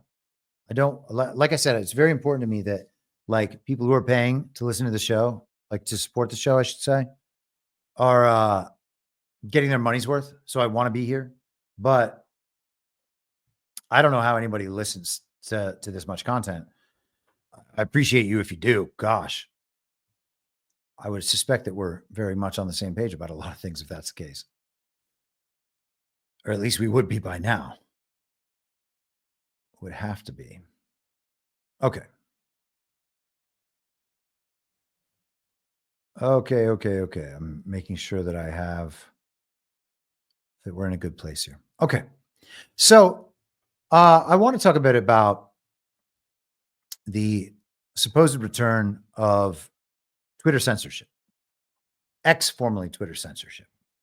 Elon Musk is making it blatant, publicly, to an enormous audience that Twitter is going to be censored in a variety of ways, and he thinks it's good because he thinks he's protecting the quote-unquote public conversation. Now, the public conversation is largely just retardation. There's no reason to engage with most of the public conversation. It does not and cannot matter. So that's number one. Health of the public conversation is the health of the public conversation is a subjective interpretation that communists have created. This conversation is a healthy one. This one is not. Now, what is the basis on which they decide a conversation is healthy and a conversation is unhealthy? Well, it's whether or not the things you're saying are supporting the regime or neutral or oppositional in a way that supports the controlled opposition dynamic. Okay? There are things that can sound oppositional and support the controlled opposition dynamic. The true opposition is stifled, and it has been the whole time. And people like me and many of you have been saying this to everyone we talk to for years. I have been saying that Twitter is a censored space, the intellectual kids table, now a retardopia, for 4 years. And it is retarded over there because they publicly bar entire portions of that conversation about the issues being discussed from the conversation. Formerly, they just did it by picking out various posts here and there and saying, you're censored. That's disinformation. We have fact checkers. Okay? Spreading disinformation and misinformation. That's hate speech. That's violent speech. That's racist speech. That's transphobic speech. They go through a whole list of things that allow them to censor you because you're saying the no-no words. And it was very direct. What they're doing now, what Elon Musk is doing now, actually, let's say one thing first before that, for what Elon is doing, okay?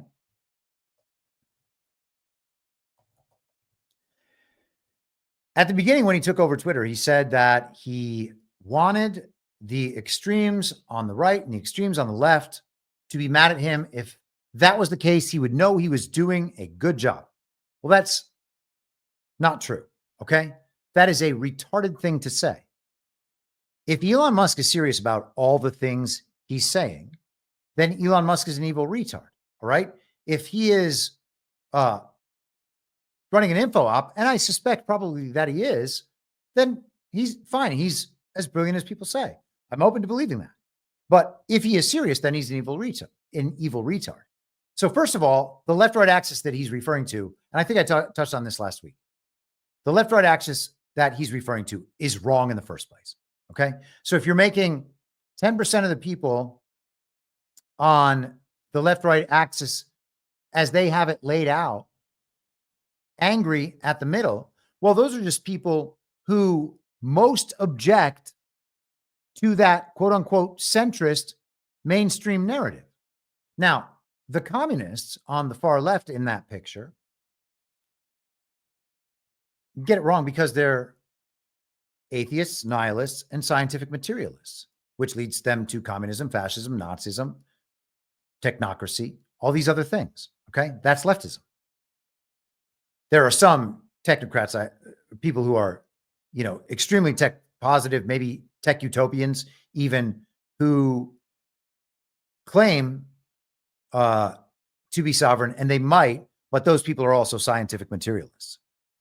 And on the right of that spectrum, they say on that spectrum, the false spectrum, that the far right is like people who support Nazism and fascism and these other things, which is just far leftism.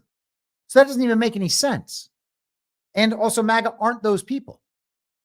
MAGA actually represents a majority belief on almost every issue in this country.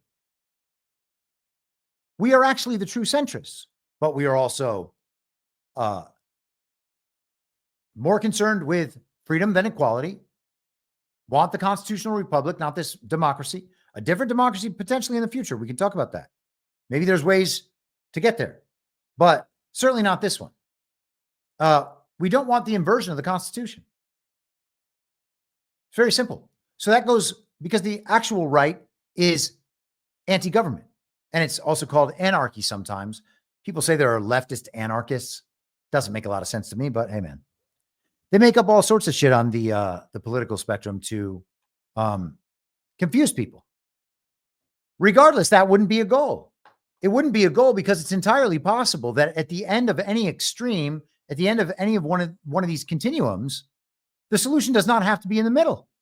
The right answer might not be in the middle. The people on the very, very far right might be correct. And that might be the only answer that is correct. So everything else on the continuum is wrong relative to that. And sort of to then bar that extreme opinion or extreme belief or extreme viewpoint from the conversation bars the only right viewpoint from the conversation. And of course, that's exactly what they've done. So making the 10% on the left and the 10% on the right angry about the censorship policies is not a good goal. It's not a goal at all. It's utterly retarded. Okay? As an info op, maybe it's great, but Twitter has been censored the whole time. The platform has been censored the whole time. It never became the bastion for free speech. Elon Musk did not save free speech. Literally none of that happened. Okay? Some of us got our accounts back. When I got my account back, I was barred from the ad model, despite having over 5 million views many months. And that's not an enormous number. Most of the people Elon highlights are making tens or hundreds of thousands of dollars a month on Twitter. I've never made a dime on Twitter. But I was not even eligible to participate in the ad model. I was also not eligible for subscriptions.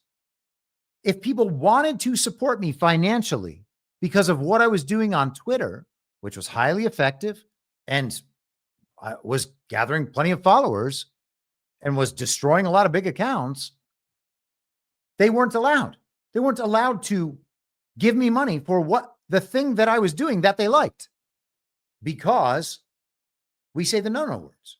And I say a lot of the no-no words. I'm not going to say anything else. I was shadow banned. My posts were obviously manipulated in their reach. I mean, there's no question about that. I mean, shadow banning is a version of that. But the other thing is, if my post only reaches a certain bubble or a certain silo, and I have no ability to reach beyond that, then I'm censored to everyone who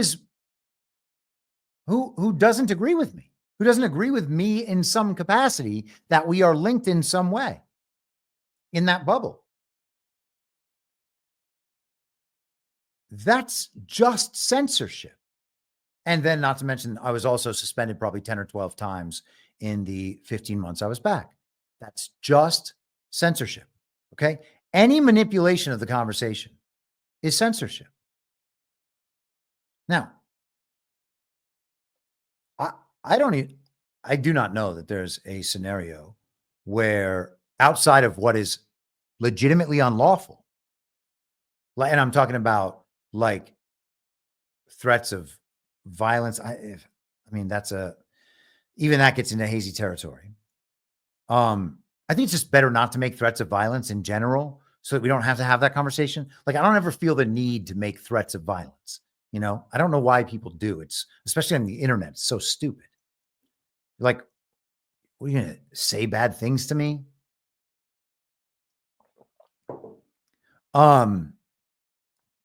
But, you know, like images of, let's try to say it in a nice way, or whatever, we'll just call it what it is. Child pornography images have to be taken offline. Okay. Right. I mean, I think we'd all agree with that, because if they're not, then that sort of thing proliferates, and it's already proliferated quite a lot. So that one's got to be one. And if there are other cases that are that extreme, I guess I'd be open to hearing them. I don't think, unless I'm missing something right now, heard a good one that I found convincing. But that's no good. Censoring because of, for other reasons, censorship that doesn't include things that are that extreme is just censorship. Manipulation, I should say, when it's not due to that stuff of the conversation, is censorship. If the government is linked to Twitter, and the government has always been linked to Twitter, then Twitter is operating as an agent of the state while it censors. Is Twitter no longer part of the government? I have no reason to believe that. As I've said numerous times, Elon became the face of a government-linked platform that the regime has used for years to overthrow governments, manipulate financial markets, become enormously wealthy, coerce society to go along with their agenda, and who knows how much, however much else they did. And there was an extraordinary child pornography and child trafficking thing happening behind the scenes at Twitter in the direct messages, and we've heard nothing about that, of course. So what is Elon Musk doing now? Well, now he is, and let's maybe take Elon out of this, okay? Like, it's not about I love Elon, I don't love Elon. Let's just talk about what's happening, because he is saying what's happening. And it could be that Linda Yaccarino is executing all of these plans, and that Elon is publicly supporting them, so that all of these people rug themselves, and that Elon rugs himself and Twitter at the same time. All right. He's attracting people to this thing, and this thing happens to be terrible. Is Elon doing that for a good reason based on who he's attracting to that thing? Maybe. Is Elon exposing what the system is like in a crucial time so that we can know what censorship actually looks like, and that Twitter is not actually a safe place for the public conversation? Maybe. And those things might be really important.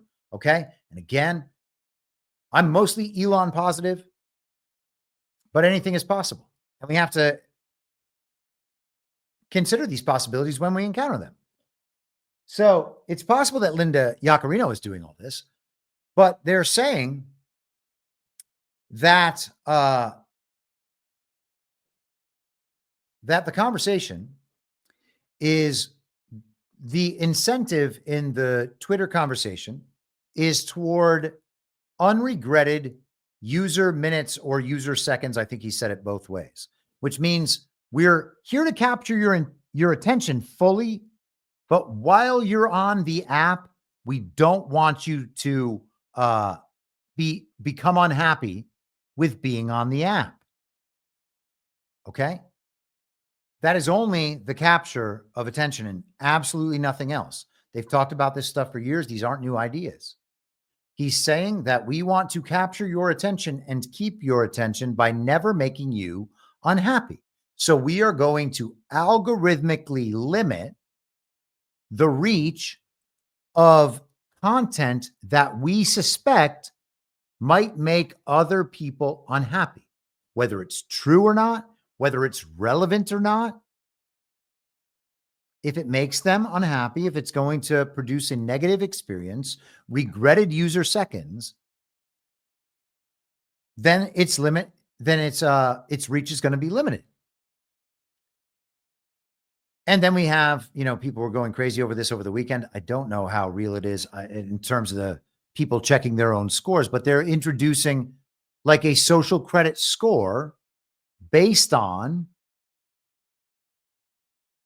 your rate of negative posts. Like, how negative is your content overall? That's what limits your reach, a social credit score. And the social media apps have always been a nice runway to the social credit score. I lived in Hollywood and I knew a lot of these women. And so, people are going to do what they do. And I was a lot more non-judgmental about these things, although I would call them out online as softcore pornography and prostitution all the time, in public, right in their faces, because they know what they're doing. I know what they're doing. Other people should know because it was just a dishonest thing. But anyway, aside from that, the Instagram modeling and stuff is for likes and for followers, and they'll buy followers and they'll present a certain lifestyle, which requires doing certain things to have the objects through which you can present a certain lifestyle so that you're able to do more things to get more stuff. And the thing just continues to roll if you are good at that hustle. All right. It's prostitution. Judge it for yourself. But the point is that the entire thing was about acquiring social credit through likes, creating images and content that would make people like it more, that would make people share it more. All right. That's how social media works. I worked in social media management for celebrities and brands. And the same, of course, is true in different ways for actors taking on roles of themselves on social media that do not represent at all who they are in real life. And people believe it, and then bots support them, and then they become vessels for political messaging. But so the social credit scores have already existed. The social credit scores have existed for a long time. And, if you were speaking out in 2020, you knew what it felt like to see your social credit score drop to zero. Especially if you're like me and had an okay one and ended up with like 10% of his friends. If you say things that are going to upset the balance in the party of false decorum, your social credit score is going to be reduced. That's what it means to strip you of your reputation. Okay. And so now they are creating a system explicitly centered around social credit score. And you have to keep your social credit score up so that other people can see the things you're saying, even if they want to see the things you're saying or would want to see the things you're saying. The machine decides, no. That's not the kind of thing that people want to see based on their own interests. That is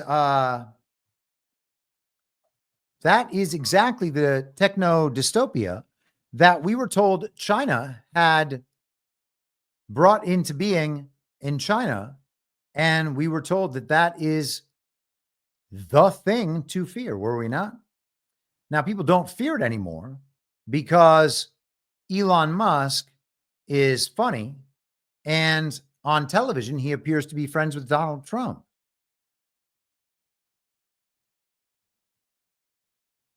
Is that a good thing or a bad thing? I don't know. There is no friendly kind of censorship. And by the way, there's no principled kind of not standing up against censorship. Like, people are like, yeah, okay, well, the Groypers, they're scumbags. Like, all right, maybe they are. I don't know. I don't pay attention to them. I mean, like, who cares? Okay. If they're scumbags, other people hopefully won't pay attention to them. Being scumbags doesn't get you censored by the government. Okay. And it shouldn't get you censored on a platform that purports to be a free speech platform. Okay. If other people don't like the content, they'll ignore the content. Turns out other people do like that content. And if they like it for bad reasons, okay. If it's bots liking that content and pushing it to the fore, well, just eliminate the bots. And Elon has said he's going to do that many times, but he hasn't done it. And he still talks about how many bots there are. So either Elon doesn't know what's going on at Twitter, or he's not running Twitter, or he's put people in Twitter to make Twitter very bad, technologically better, building it to where he needs to be, but still with all the problems of before. So that eventually he can say, I can see these problems were not solved. Now they will be solved. And we can be hopeful that that's one of the potential good outcomes. So this is a post response from Elon today. And I would suggest to people, if you are on Telegram, which you should be, unless you're retarded and want to remain retarded forever. And I don't care if you follow me or not, just get to a better tech platform to consume information where smarter people are, who are barred from other conversations. This is Liz Boree. I have Liv. Who cares? I mean, who the hell is this?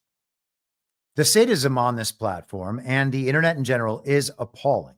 I have multiple dear friends in Topanga whose houses are burning down as we speak, and I'm being verbally abused for what exactly? My tweet was an apolitical expression of my sadness, nothing more.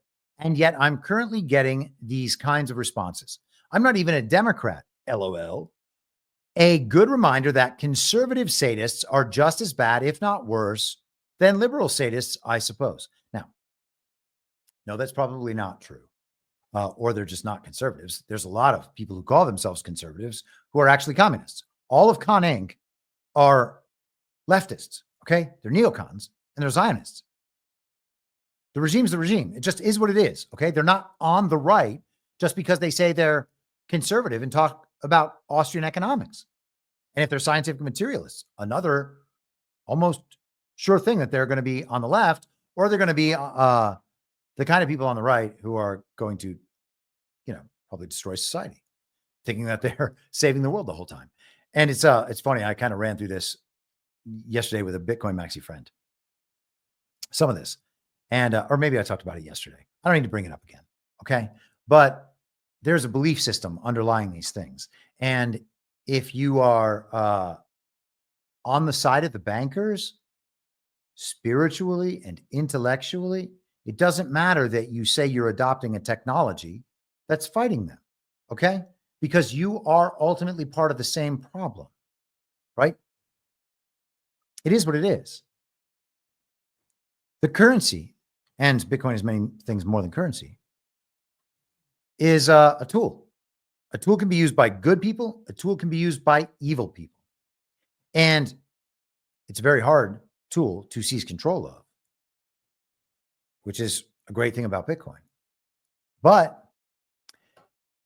if that tool that is going to become part of everybody's life can be exploited, it will be exploited. And if it is in control of people who we don't think are the evil people because we're looking at the dynamics wrong, but are actually just the scientific materialists, the globalists, the communists, the Zionists, the regime, the bankers that are being fought. And maybe there are some Zionists out there that were not actually fighting and fine.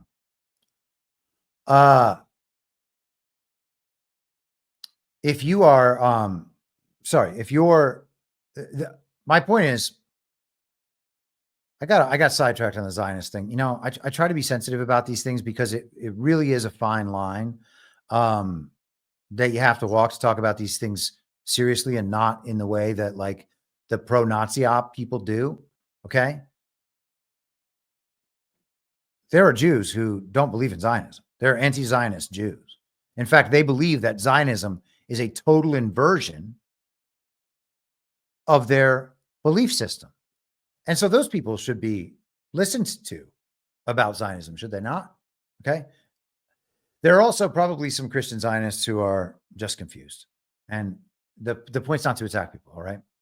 But the belief system is the belief system.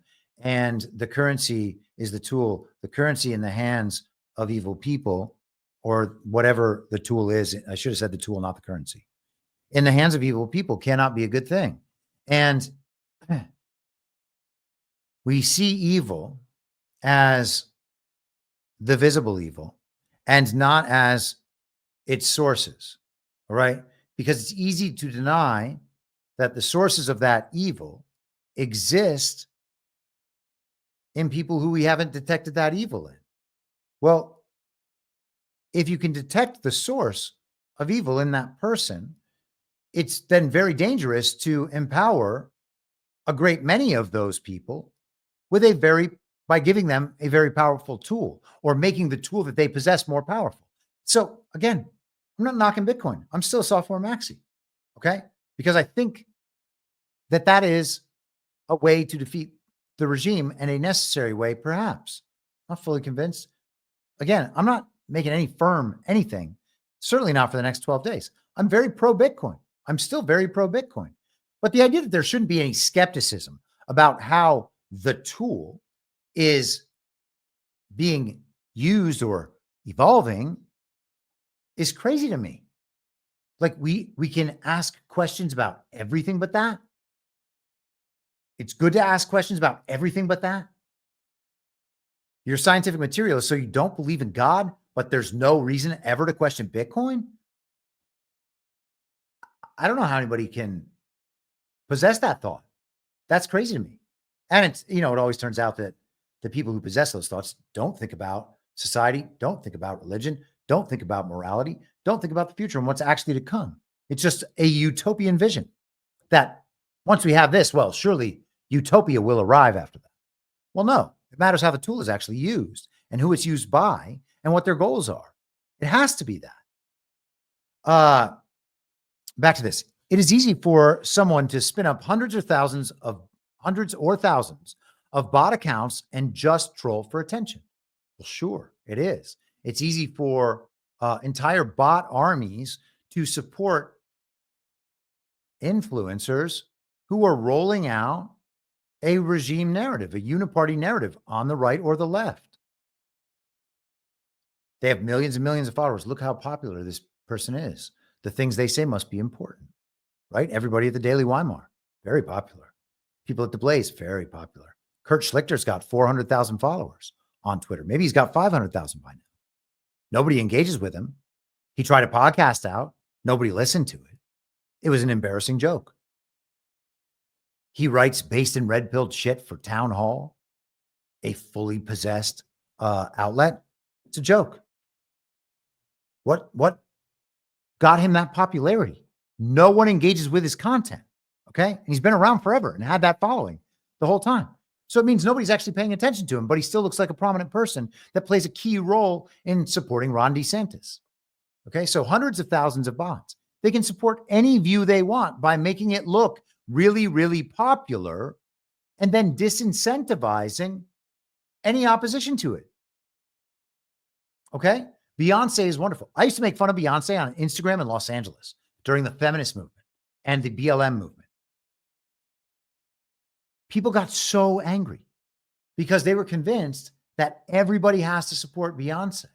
It's like the only people who don't support Beyonce are racists and misogynists. What? How about just having ears or not liking communism? Or not being willing to go along on trends with evil retards? Those are good reasons not to like Beyonce. But no. Cultural disincentives. If you don't like Beyonce, well, then you're a bad person. And these beliefs can be formed around anything by the machine whenever it wants. And it doesn't even require human input. There's no reason to believe that it does. I'm not saying it never does, by the way. I'm just saying there's no reason to believe that it is a necessary component. Unfortunately, I think the only solution is limiting replies to verified users or those you follow, or just thoroughly ignore unverified craziness. Well, those aren't the only ways to handle these problems. I handle people saying mean things to me just fine. I exact massive punishment on each and every one of them. That's the solution. Okay. Or deal with it. I mean, like the unverified thing, he mentions it twice here. He is using this woman's self-victimization over posts about the California fires to promote the idea that people should switch their Twitter experience so they're only interacting with people who pay for Twitter. Well, if you don't want to pay for Twitter because you can't afford it, or you don't want to spend the money on that thing, or you don't want to support Elon Musk or whatever, you just don't think you need it, then you are barred once again from the public conversation. It doesn't sound like censorship, does it? No, it's everybody made a choice. So you got the social credit score, and you have the positivity algorithm, and then you have the interactions with only verified users, all as brand new contours of the Twitter experience. Does that make anybody good feel good about the free speech platform? Doesn't make me feel good about it. Makes me worry about everything these people are doing. And I already was worried, of course, about these things. I mean, I've said for a long time, well, by the way, first, that I think Meghan Markle's a double agent meant to tell the story of the public dismantling of the British monarchy. And I think that that's starting to look very smart because I said it 4 years ago. But I've been saying for a long time as well that I believe Elon Musk is intentionally making all of the technocratic agenda look stupid on purpose. Okay. Like the climate change people now hate Elon Musk. The whole thing looks stupid. The space people, Elon Musk is making them buy in as hard as they can on all the space bullshit. And ultimately, they're going to look very stupid. We're not going to Mars in 2 years. And of course, who believes that? Scientific materialists who think that the only way we're going to save humanity, the only way humanity has a future, is by getting out into that deep, black, infinite void and establishing ourselves on a lifeless planet for whatever reason. And these people are supposed to be taken seriously, right? You cannot be taken seriously if you don't believe in outer space and you don't believe that we've explored our outer space and you don't believe that that is ultimately our salvation. Outer space. These people think they're smart because the science is on their side. And then they say, well, it's just the math, man. What are you going to dispute the numbers? Well, yeah. How do they get those numbers? Can you tell me? Oh, you don't know how? Oh, the way that they did it doesn't make any sense. And no one's actually traveled the distance that you're talking about. Well, then how do you believe the numbers? Because they made them up and they're telling you they made them up. Mind blowing, man. It really is mind blowing. And they don't see it, which is crazy. And, you know, I get it. I used to be one of them. I didn't see it. I thought religious people were nuts. What are you talking about? This is the science. This is the best knowledge we have. And you are disputing it besides not knowing what you're talking about, right?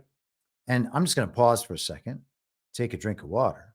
And I'm also going to entertain you with this very annoying, just saying it, but very funny video, kind of meme, I guess, that I saw this morning. Here we are. So I'm sorry to your ears, and I'm sorry to those of you who are having the audio only experience sometime in the future. But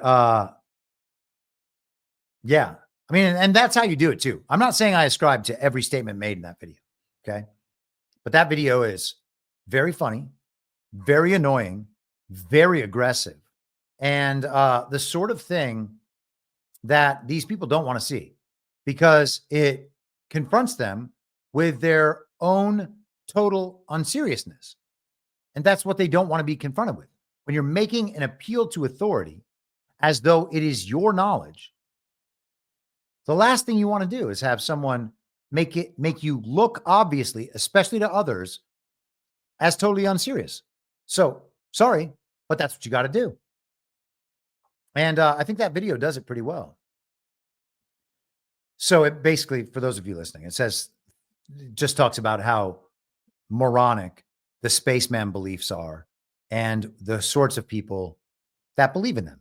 And always people get triggered on this stuff because they're like, oh, I'm a scientist. Okay, well, do you understand why science can't be the top thing? Like, it's okay if there's good science out there. And I think that maybe the better way to think about that is innovation. All right. Like, we don't need to do science as a thing where we're going to suddenly find all the deep, dark truths of the world. How about focusing on innovation and figuring out what we need and making that, rather than trying to figure out how you might be able to poison 300 million people at a time, for instance. Oh, man, it's just science. Yeah, sure. Sure it is. The scientific materialism, placing science and the material world above the spiritual world and above God, is just evil. Okay? It's the basis of evil. I don't need to make that argument. I made it kind of yesterday. And I do want to move on as time is marching forward.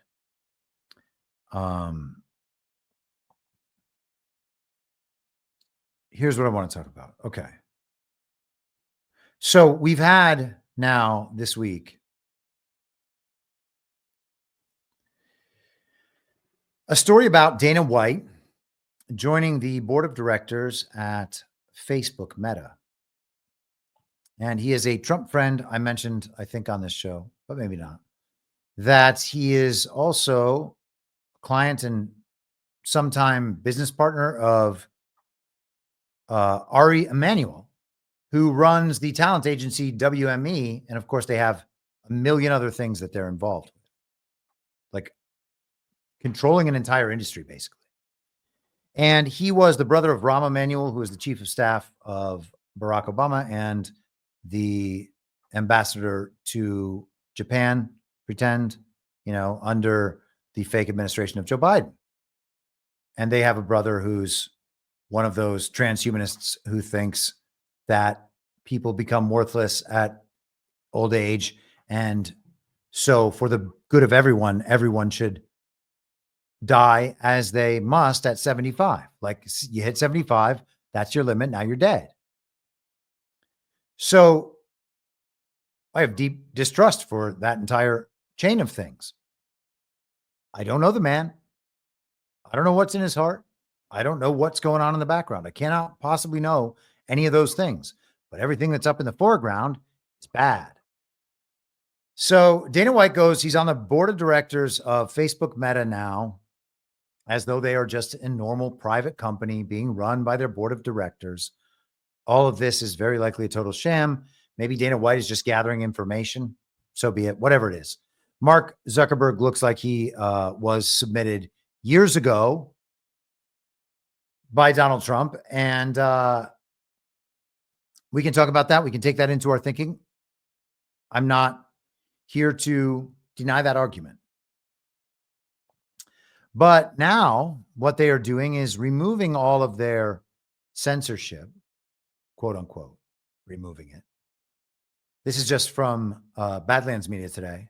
And, Badlands is basically taking stories from various articles and putting them in very brief form on the website. So you just get the short version. And if you want to dig, the links are always here at the bottom. Okay. Telling you what's being summarized. So the International Fact-Checking Network has called an emergency meeting of its members after Meta announced plans to end its third-party fact-checking partnerships in the U.S., replacing them with a crowdsourced monetary system akin to X's community notes. So now, 2 of the legacy tech platforms are going to have the same system that does the censorship. Now, it's not the platform that's censoring, and it's not their partner fact checkers like Pointer or, what were some of the other ones? Not leading stories. I don't need to remember them. Whatever. We'll move on from that. People know who the fact-checking organizations were. And of course, we have like things like Trusted News Initiative and all of their partners in making sure to keep a healthy conversation in the information space and limit the spread of disinformation, misinformation, and malinformation. We've heard it countless times. So they're moving away from that model. It's not going to be the platform doing the censorship because it's not going to be their partners submitting the fact checks. It's not going to be them putting the notes on the posts. No, it's going to be you. We're going to have community notes. And so this is people. It's just people. One person disagrees with your post and they have a disputation of it. And so they put up a community note. And then if some other person agrees with that or some other person disputes it, there will be some sort of little battle between accounts until the truth, quote unquote, comes out. And then that truth goes under your post as a community note. And we are supposed to believe that Twitter is a free speech space that is geared toward the acquisition of truth. And that community notes is being run by people who care about the truth. That might be true in some cases, but it does not have to be true.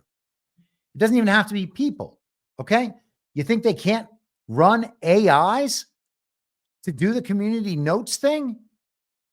Community notes is just the next wave of censorship. That's all it is. And so there was a meme going around today with like Lisa Simpson or something, where they were saying these changes to social media would have never happened if Kamala had won. This is like worrying about Canada's votes. Okay. The elections are fake. There was no circumstance where Kamala was going to have won because elections are fake. They would not have been able to sell it to the nation, first and foremost. But the election itself was not real. Okay. So there's no scenario where Kamala would have won and she would have made the censorship go up, whereas now the censorship is stopping. The fact checking on Facebook is stopping. Now it's the notes feature, and everybody knows that the notes feature is the best source of truth because every time some liberal gets dunked on the community by community notes, well, that's what makes them cry their liberal tears. Oh, you see, this got community noted, slammed them. And those things go viral, making it seem like the notes feature is something that we can trust. But it's not something we can trust. It's not even something that we know is real. And AI could absolutely do that and just supply the AI, what the machine belief in dispute of the user's post. So what do we have? We just have a new wave of censorship.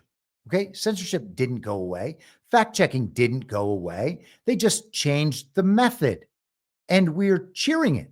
And certainly many conning influencers are cheering it because they grovel before Elon Musk, and it's pathetic and embarrassing, but they want the attention. They want the interaction because they're trying to score points and win Twitter. They want the social credit points. They want to engage in the monetization model. They want to get rich by winning Twitter. And their method is groveling to Elon as hard as possible and engaging fully in the clickbait stories of the fake news within the false reality. That is these people's mission. So they are cheering this on because they grovel before Elon and they want interaction with Elon, and they want to preserve the notion that Twitter is actually a free and open free speech platform where the most important conversation is being held and the smartest people are participating. And Elon Musk says that all the time. Twitter is not the smartest group of people. Most of those people are retarded about very, very significant things. And we saw that throughout COVID. We've seen it ever since. Not virtually one of them bothered saying that Joe Biden was a fake and illegitimate president. They just went along and groveled.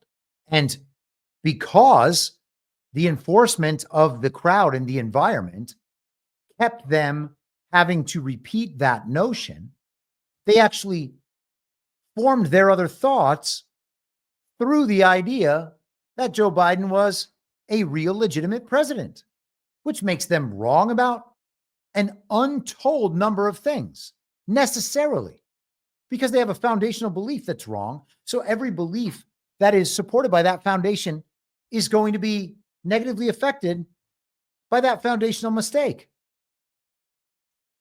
That doesn't make you the smartest person. That doesn't make that the smartest public conversation. It's the intellectual kids table. Okay. And now they are cheering it on as a free speech platform, and they are accepting this new version of fact checking because Elon says it's good. And this is what's going to keep the public conversation healthy, because, you know, they want to find a balance. They support free speech, but they don't want to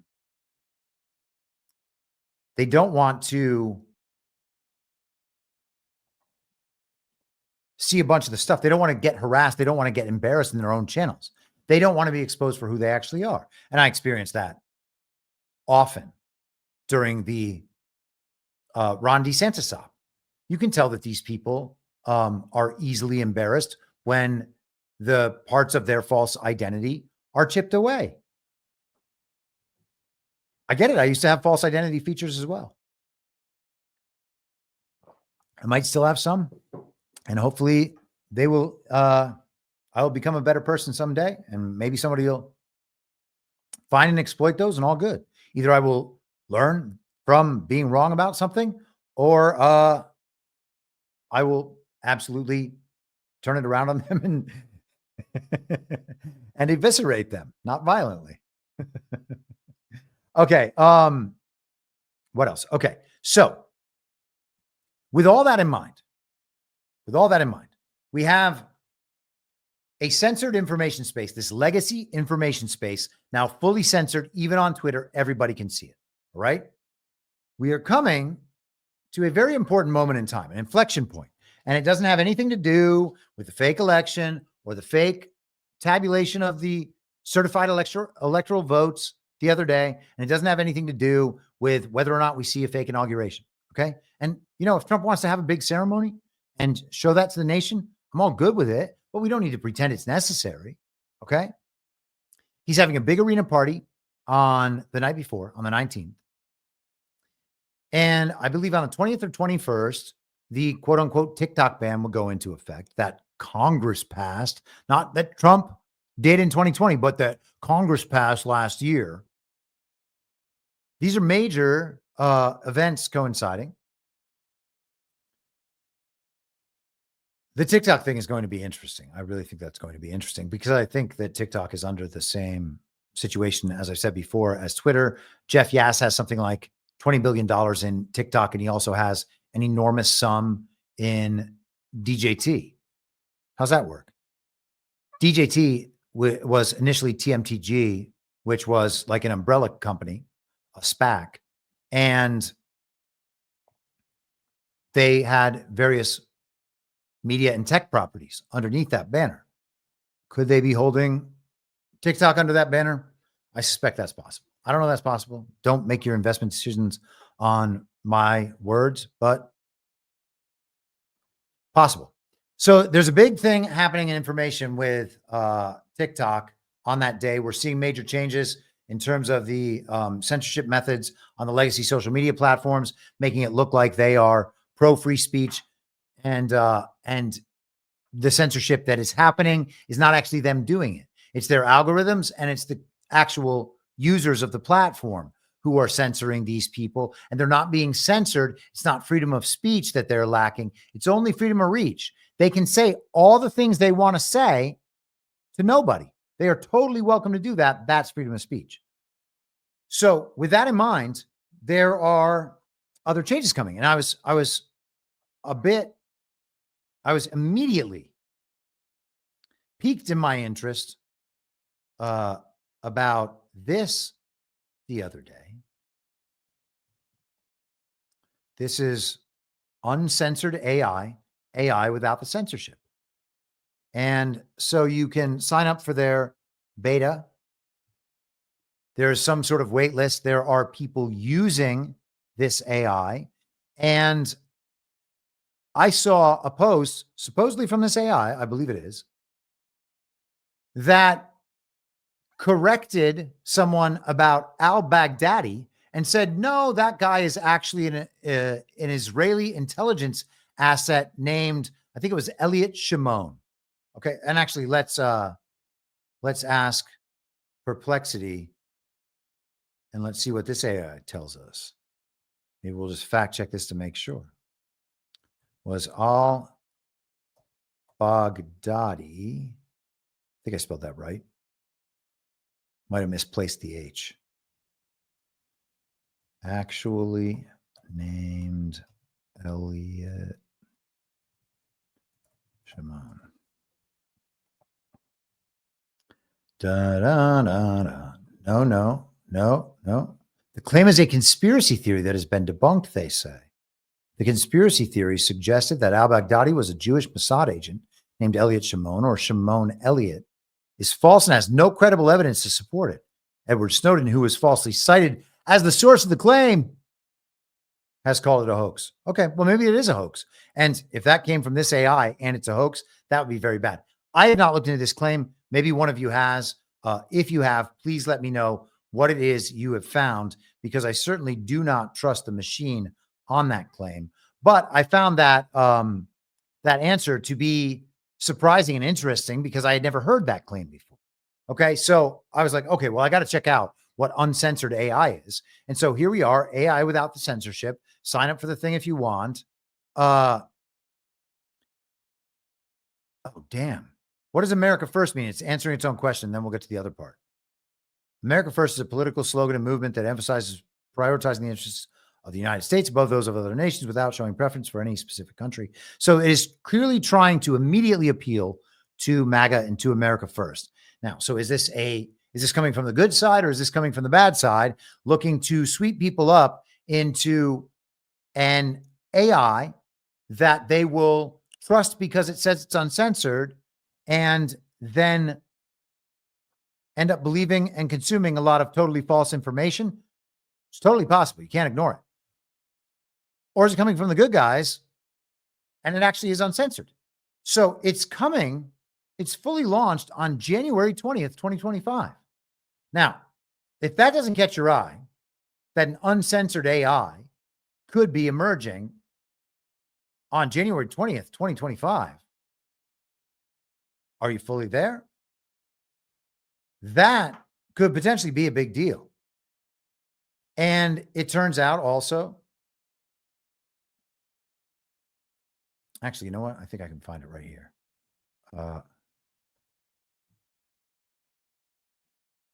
Oh, my window just closed. Rats foiled again. So, man, Gab had a notice up the other day. Gab has the next wave of their AI launching very soon. I got, I think, an email about it. Maybe I can find the email. And then Elon Musk's Grok is launching Grok 3 within the next few weeks as well. It said 3 to 4 weeks yesterday when I searched.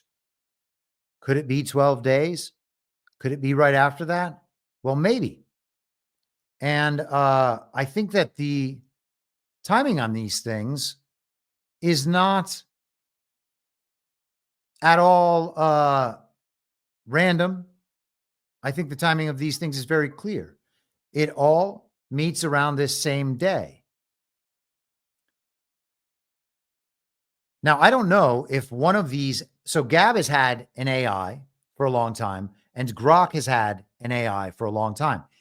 Elon Musk advertises his as free speech, and it's got incredible tech, and it's very, very advanced. Gab's is less advanced, and it's less high tech, at least in the user experience, but it is more uncensored. So I thought, could Grok be being built to be the basis for an uncensored AI? Grok is totally censored, as is being admitted now. It is trained on the intellectual kids table and the mainstream media. Okay. So it's probably better than the ones like ChatGPT that are trained only at the intellectual kids table. But sorry, I read a comment in the chat and totally lost my train of thought. So it reads, so it's better, right, that Grok is taking in stuff from the quote unquote public conversation rather than just the mainstream media. But it's not the truth. It's not good enough, right? Entire parts of the conversation are barred from the mainstream media. Entire parts of the conversation are barred from social media. And by the way, Linda Yaccarino is out in Las Vegas for the Consumer Electronics CES. I think it's Consumer Electronics. I don't know what the S is. Forgetting it. Something similar to conference, but. And she's talking about Twitter, about censorship on Twitter and in the legacy media and elsewhere. And I listened to some of the comments. It was a little hard to understand what she was saying because it was a video taken from the environment there. But they are thinking about this. Twitter is absolutely censored. So Grok is censored in the same ways. And people think that Grok is really amazing because it's so based and it'll answer certain questions. Fine. Okay. The other ones can be led into that as well. And maybe the technology is better. I'm not the one to say because I don't use them a hell of a lot. I use Perplexity regularly as a jumping off point in searches, and I argue with it. But I don't go deep into its potentials and examine the technology and whatever else. Now, none of these platforms are being produced by people that we can quote unquote trust, and shouldn't trust anybody. But there's no reason to believe that they are uncensored. Gab has at least been welcoming of all viewpoints for as long as Gab has existed. And that's like Torba's number one thing. And it looks an awful lot like Facebook to me, and it functions an awful lot like Facebook, though I haven't been on Facebook in probably 7 or 8 years. Similar functionalities, and they're building out AI. They've got an image generator, and they don't have, I think, enormous budgets to be able to do all these things, but they are user funded among, I'm sure, other funding sources, and have remained committed to free speech. Certainly seems. And so they have an AI coming out. Grok has an AI coming out, and then we have uncensored AI. Now, I don't know that any of these AIs will be effective and uncensored. But what I do know is that if people are using an AI that all of a sudden does not have any of the restrictions of legacy media, legacy social media, X, formerly Twitter, including Grok, and the government, then that is a whole different information environment. That is capable of producing another reality. And there are two realities, as I've been describing for a long time. And I think we talked about Sam Altman from OpenAI and this post from the other day. And OpenAI has ChatGPT. So again, take this into account. This is Sam Altman, their CEO, I think. I always wanted to write a 6-word story. Here it is. Near the singularity, unclear which side. Okay. So we're having a convergence of these two realities. And one of those realities will proceed forward based on the cumulative belief of those who choose that reality. Both realities will move forward on that basis. Who believes in which one? Which one captures the belief of all the people, of a critical mass of people? I don't know what that number is. Maybe it's 85%, something. So that the other one just disappears totally. There's no social incentive possible to bring that other reality back into being. And then that reality just ends. and people can see through the incentive and punishment structure and, what has been done to them and what has been done in their name.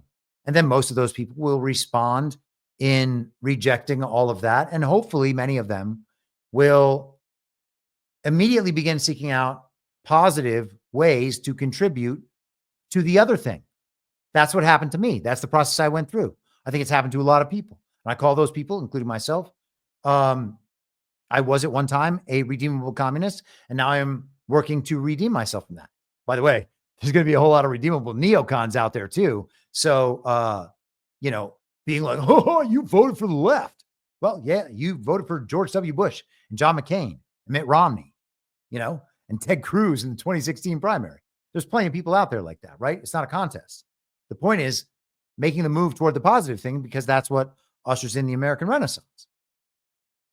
But if there is a new information ecosystem that is actually uncensored, and the technology has been built in whatever way it's been built, and the unleashing of this thing is happening, and it certainly seems to be, maybe TikTok convergence, maybe Twitter convergence, although I don't know what's going to happen with that.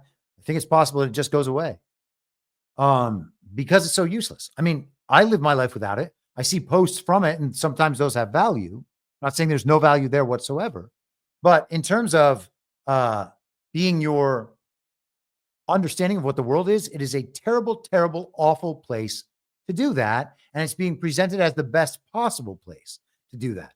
Any information ecosystem that is censored is necessarily headed in the direction of total retardation. Okay? There's no other way around it. You are missing part of the conversation. You are missing part of the conversation around an issue, which means there are other viewpoints that you have not accounted for whatsoever. And relative to those viewpoints, you have no way of knowing that you're actually right. And that is a terrible, terrible problem for any ecosystem like that. And people need to recognize that, because Twitter is actually censored. But what if there is an uncensored option that comes into being, and I don't want to date fag, but in 12 days? How does the regime react to that? Well, I'd suggest that they would react by burning cities down. I would suggest that they would react to that with rampant acts of unexplainable violence that is made to look like something explainable that gets us to go along with what the regime wants. I don't know how many attacks there are going to be. I said yesterday, I suspect that the Biden offshore barrier thing, who knows what that's covering? Are we being defended off those shores right now? And are those areas all just being claimed as necessary for our defense? I don't know. The drilling thing's preposterous. That would never stay, but maybe there's a reason to have it up for 12 days. So if we have the intellectual kids table reality, is that my hair? Is that a shadow? That's my hair. That looks so silly. It still looks silly. I'm screwed. I'm honestly screwed. What are you going to do? If you have the reality that is generated by the central narrative and maintained by censored social media platforms that support the central narrative, that exist to support the central narrative, and to demoralize dissenters, to shame dissenters, to punish dissenters in whatever way will make them stop dissenting or lose their reputation and access entirely. That's one side. And that side is clearly being presented. It's clearly being presented. And then if there's another side, another information ecosystem where people are able to interact in all of the same ways, except it's not censored, that side of things is going to wreck the other side. Okay? Indisputably destroy. There's no way the other side has any chance. That thing has to be brought into being if that's the way. And now, I know that I'm talking about, I just made it sound like I'm talking about conjuring something up. And, take it as you will. The technology already exists, okay? It's a matter of seizing it, the tool, Okay? Because it's not a God. The AI is their false God of the false reality. All right? But this thing's not God. This is a tool by which you wake people up from that evil and bring them in the direction of truth and eventually in the direction of God. So, is it ungodly to use that tool? I don't think it is. That tool would be primarily geared toward censorship, if not, or toward truth, sorry, if not fully in that way, then certainly relative to the alternative, which I think is probably good. Not always, but probably. And so along this line of thinking, actually, let me pause for a second because I want to say one more thing first. So these two sides, if the other side actually emerges in an accessible way, and Donald Trump has been making deals with Tim Cook, I was trying to think of his name, from Apple, protecting his business in places around the world because that's an American business, and Donald Trump wants that American business to keep going. What's the trade-off there? Is Truth Social going to get kicked off of the Apple App Store? Don't think so. Rumble? Nah. Telegram? Mm-mm. TikTok won't. And an uncensored AI app would not either. Why has Gab been left off of all these app stores, by the way? Gab is exceptional, and something is happening there in the background. And I've been saying for years that Gab is like a dark horse thing, and I still use it from time to time and mess with their AI from time to time because I really, really do think there's something there. And of course, it was hit like 4chan and 8chan, and with all sorts of Fed posting to make it look like everyone on there was a psychopath, and it was largely effective. That really hurt them bad. And maybe they're fine in their position. Sometimes it's kind of better to like remain just out of sight for a long time. And in some ways, I've been doing that. I think that they are a dark horse candidate. But no matter what it is, if there's an uncensored AI on that side, then the game has been changed. And speaking of 4chan and 8chan, what if there was an AI that was trained on the Q research boards? I don't know if you've ever been over there, but the amount of research over there is more than any human could produce or consume in a lifetime, and maybe many lifetimes. Okay, there's no way for a person, I don't believe, and someone can correct me. I mean, maybe someone's actually gotten through it. I can't imagine. But the only way to actually analyze all that in a holistic fashion would be through a properly trained AI. And if an uncensored AI was available with training from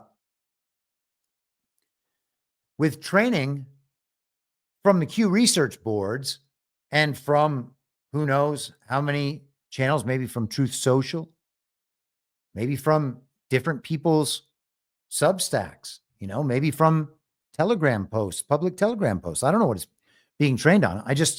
I'm saying if you are able to introduce all the body of information and knowledge that is being barred from the legacy media platforms and the legacy social media platforms by government or by globalists or by whoever, that is a total game changer. It just really is. Because people would begin finding out things that they never could have possibly believed. We make fun a lot of normies and stuff, and it's because most of them are scientific materialists, and if not all of them, and they are committed to the party of false decorum. They want to be taken seriously by their fellow people who don't know anything, but are all indoctrinated in some vein of the regime ideology. They might have gone all the way through college. We're talking about doctors, right? Prominent people are still in the party of false decorum and susceptible to the incentive and punishment structure, which means even when they doubt the slogans from the central narrative, they will still repeat them because the maintenance of their reputation requires it. Okay? That thing has to be blown apart. And it will be when people realize that there's this whole other body of knowledge that they have not had access to. all of a sudden they are going to have access to that body of knowledge, and it's going to make all those people look very, very stupid. Now, I am not promising you that that's coming in 12 days, and I'm not promising you that it's coming in 3 to 4 weeks, but that is the moment that's being anticipated. Two realities exist, layered, one, a false one, layered on top of reality prime. Some people live believing that the false reality is fully representative of their world, even though it's incoherent, and they know it's not representative, and they know who's telling them all those things, and they know those people are evil. They are still fully committed to the false reality because they don't understand that there's a way back to the other one, and they don't understand how they would live in the other. Okay? Eventually, it becomes totally unavoidable. Two realities are converging. Who's robbing that train, right? One Western gang riding down one side of the canyon, another Western gang riding down the other side of the canyon. The train is speeding through on the tracks in the canyon. And one of those gangs, or good guys or whoever they are, right? One of those gangs is going to rob that train or control that train. Maybe they're going to save the train, right? One of those gangs is going to rob that train, and the other gang is going to be shot dead trying to rob that train. And there's only going to be one thing left. And I said the other day, which is a good caveat, that maybe some of them will escape. They're not going to all, and we're not talking about killing here ultimately. We're talking about a defeat in a narrative sense that is unrecoverable. And that's what it'll be. And so that's the singularity they're worrying about. What if we have not captured the public belief the way we believe we have? And these people lie to themselves all the time. They have told the world that their ideas share majority opinion just down the line. And they've done it for decades, and they believe it. And they believe elections are real because they have to believe elections are real. So they believe that the countries, that the collective belief of the countries exists as the elections show it to exist, and it doesn't. Okay? They believe that they have captured the public belief to a level required for the public to side with them when this moment occurs. But they have not. And the guarantee, or I should say, the emergence of a truly uncensored AI and truly uncensored social media that is adopted by a great many people, it's game over. And that's what the neocons and Con Inc. and all those awful DeSantis, Simpson, the rest of them, that's what they have been advertising Twitter to be for the last 2+ years now. That uncensored platform. This is the way we defeat them. Oh, look at this. We won your election by influencing. DC Drano's been out there. Oh, we're coming on a golden age because there's this legion of influencers backing up Donald Trump and JD Vance. No, man, that's not it at all. In fact, you guys have been part of the problem the entire time. Okay? It's not about waking up the normies. There are two things, and they're not fighting the thing. They're participating in the thing. So eventually there will be this moment, only one side will emerge, and that will be that. And then we head off in the other direction. I'm not saying it's immediate utopia. People will keep fighting back as they have for millennia. And they will come back to more prominence, more power as people begin to compromise so that they can get ahead in the material world. So I'm not saying it's all over, but the potential emergence of an uncensored AI and truly uncensored social media, game changer. Okay, I'm gonna go to we'll see if there are any Substack comments today. And if there are not, then I will briefly check the chat. And then we will wrap up. Okay, so just one. And I don't know if this is even the best format for this anymore, the subscriber feed, because everybody seems to be joining in on the lives during the week, which makes this, I guess, less special because I'll answer your questions there too. So maybe I've kind of steered myself into a brand new problem, but I accept your feedback about that. Let me know what you think. Gettr says, I listen to 98% of your shows and love both the live and the pre-recorded formats for different reasons. Personally, I say just do whichever works better for your daily schedule, and I'll be here to listen. Thanks for helping me fine-tune my discernment, and see you on Telegram. Well, that's very kind. Thank you very much. I did not know that that was going to be directly related to the thing that I was just talking about. So that worked very conveniently. Well, there's a +1 for me doing whatever I want. All right, great. So with that, I'm going to wrap up. Now, if some crazy shit happens between today and tomorrow, I'll do an episode tomorrow. Otherwise, I might take the day off. I don't think anybody can keep up with this level of content. Or I should say, even if there are some small percent of the audience that can, I don't want to lose people, because when people feel like they fall behind, then they will check out. Okay. And I'm sure that I've done that to people thousands of times over the last few years, but I do what I do. If I thought other people were going to say these things, then I would let those people say these things. But aside from like 5 of my friends, who's going to do that? And I don't know the whole information space. There might be wonderful people out there that I've simply missed. And so I'm not trying, again, to make an exception of myself. If I heard other people out there talking about how elections are fake all the time and how that's not how the leaders of countries are decided, and analyzing global events in a real way rather than talking about politics and countries as though China is this, Russia is that. Every time I see that analysis, I'm like, okay, well, there's no point in engaging with this. What are you going to learn? Maybe you can learn some factual knowledge that they might possess, but ultimately you're going to be lost and left behind, as always, because they're not looking at the real world. They're analyzing portions of the false reality. And that's, I'm sorry to say, worthless. It's worthless. Yeah, I don't know. I wish there was other people talking about it. And, you know, strangely, we talked about that Todd Jacob thread the other day, and I believe it was Dave in the chat. I think Dave's in, I think I saw him in there right now. He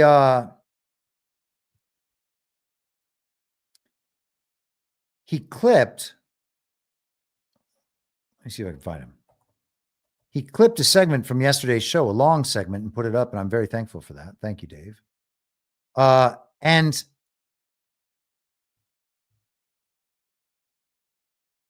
Todd Jacob, wow, is it gone? Oh, here we go. So now, as I said yesterday, I don't even know if this Todd Jacob guy is a real guy. Okay, this could be an AI account that learns on the Badlands Substack and my podcast, for all I know. But he sounds very much like us. And President Trump posted this, his thread yesterday, to show it to everybody and basically say, hey, maybe you guys should check out this belief system rather than the one over there in Retardopia. And Todd Jacob pops up and says, enjoyed the listen. Now, do I know this is the real Todd Jacob? I certainly do not. He literally joined Truth Social yesterday after Trump posted the thing. Do I know that's a real picture of a person? I think that's probably an AI-generated picture of a person. Following 11 people. Let's see who that is. Normie Fest in here. Damn. How does he have any of these thoughts when he's following J.D. Vance, Tucker Carlson, Sean Ryan, Daily Wire, Charlie Kirk, Janine Pirro, Poso, I love you, and these other 2 random people? Don't know. But he, Dave tagged him into that post and he appeared in the conversation. I do not know if that is actually him, but if it is, that's awfully interesting. So I followed him. I'll keep an eye on it. I'll see what happens. And I guess with that, I'll take a minute here and look at the chat and just see if I've missed anything. Doom Chick says, thanks. Thank you. Dave is in there. Thank you, Dave. Always great support. I really appreciate you, brother. Snowcat, thank you. Lenny, thank you very much. Oh, there is a Rumble rant. Thank goodness I looked. Some days I don't look. Oh, that was Snowcat. Okay. Thank you, Snowcat, once again. John Henry Bonzo in there, always awesome. Thank you, all of you, very much for your kind words and for your support and for listening. And Bay Theater Dave just said, can we have AI allies? I am pretty certain that we already do, my friend. I'm pretty certain that we already do. I'm just guessing, you know, if the enemy's plan is fully known and we have it all, then we are certainly using all of the tools the enemy has against them. And I think that that has to be one. And eventually we're going to have to sort all that out. But I don't think we're at that moment yet. I hope we are coming to the moment of this uncensored thing, because there is no reason why people have to continue suffering in their retardation. It is being thrust upon them by the regime. And I think it is honestly a crime against humanity. That is how serious I am about this stuff, by the way. Like, this isn't because I don't have a big enough platform. Okay. If my platform never grows, if I don't have a future in this, all good. All good. I don't care. I'll find something else to do. I always have. But the fact that people are continuously being lied to and psyoped, and the claim is just simply, well, they need this in order to wake up. Well, maybe, or maybe they could just be exposed to the truth on a regular basis and they wake up that way. And that's always been the case, which is why I have no patience for all of the people on television who are lying about everything all the time on purpose while calling themselves truth tellers. And people are like, well, you're causing discord. These are our allies. No, they're not. No, they're not. We don't need allies. They're not fighting the regime. They're profiting from the regime. They're doing the work of the regime. That's who we are fighting. So they're not our allies. It doesn't matter if they say things that we like sometimes. It doesn't matter if they say nice things about us. None of that matters. Who are you fighting? What are you doing? That's it. Okay, with that, I will be back tomorrow at the same reasonable time on the same reasonable podcast network. I don't have a network. Masks and lockdowns don't work. They lied to you about a pandemic, and Joe Biden will never be president. Well, what? you know who I am, don't you? Well, you ain't Fiona Apple, and if you ain't Fiona Apple, I don't give a rat's ass. Ah! And what's wrong with being an angry prophet denouncing the hypocrisies of our times? What do you think, Max? Do you want to be an angry prophet denouncing the hypocrisies of our times? Yeah, I think I'd like to be an angry prophet denouncing the hypocrisies of our times. It's not true. It's more true than I would perhaps prefer. And I will not let you down. We do a little trolling. It's called We Do a Little Trolling. What? In my mind, that's the end game. If you're listening for free and would like to support the show, the best way to do that is by signing up for a paid subscription at imyourmoderator.substack.com. You can find the info stream over on Telegram at t.me/veryreasonable. The merch site is cancelcouture.com. And for all my other links, you can visit linktree.com/imyourmoderator. And I'll see you soon. Down on the range.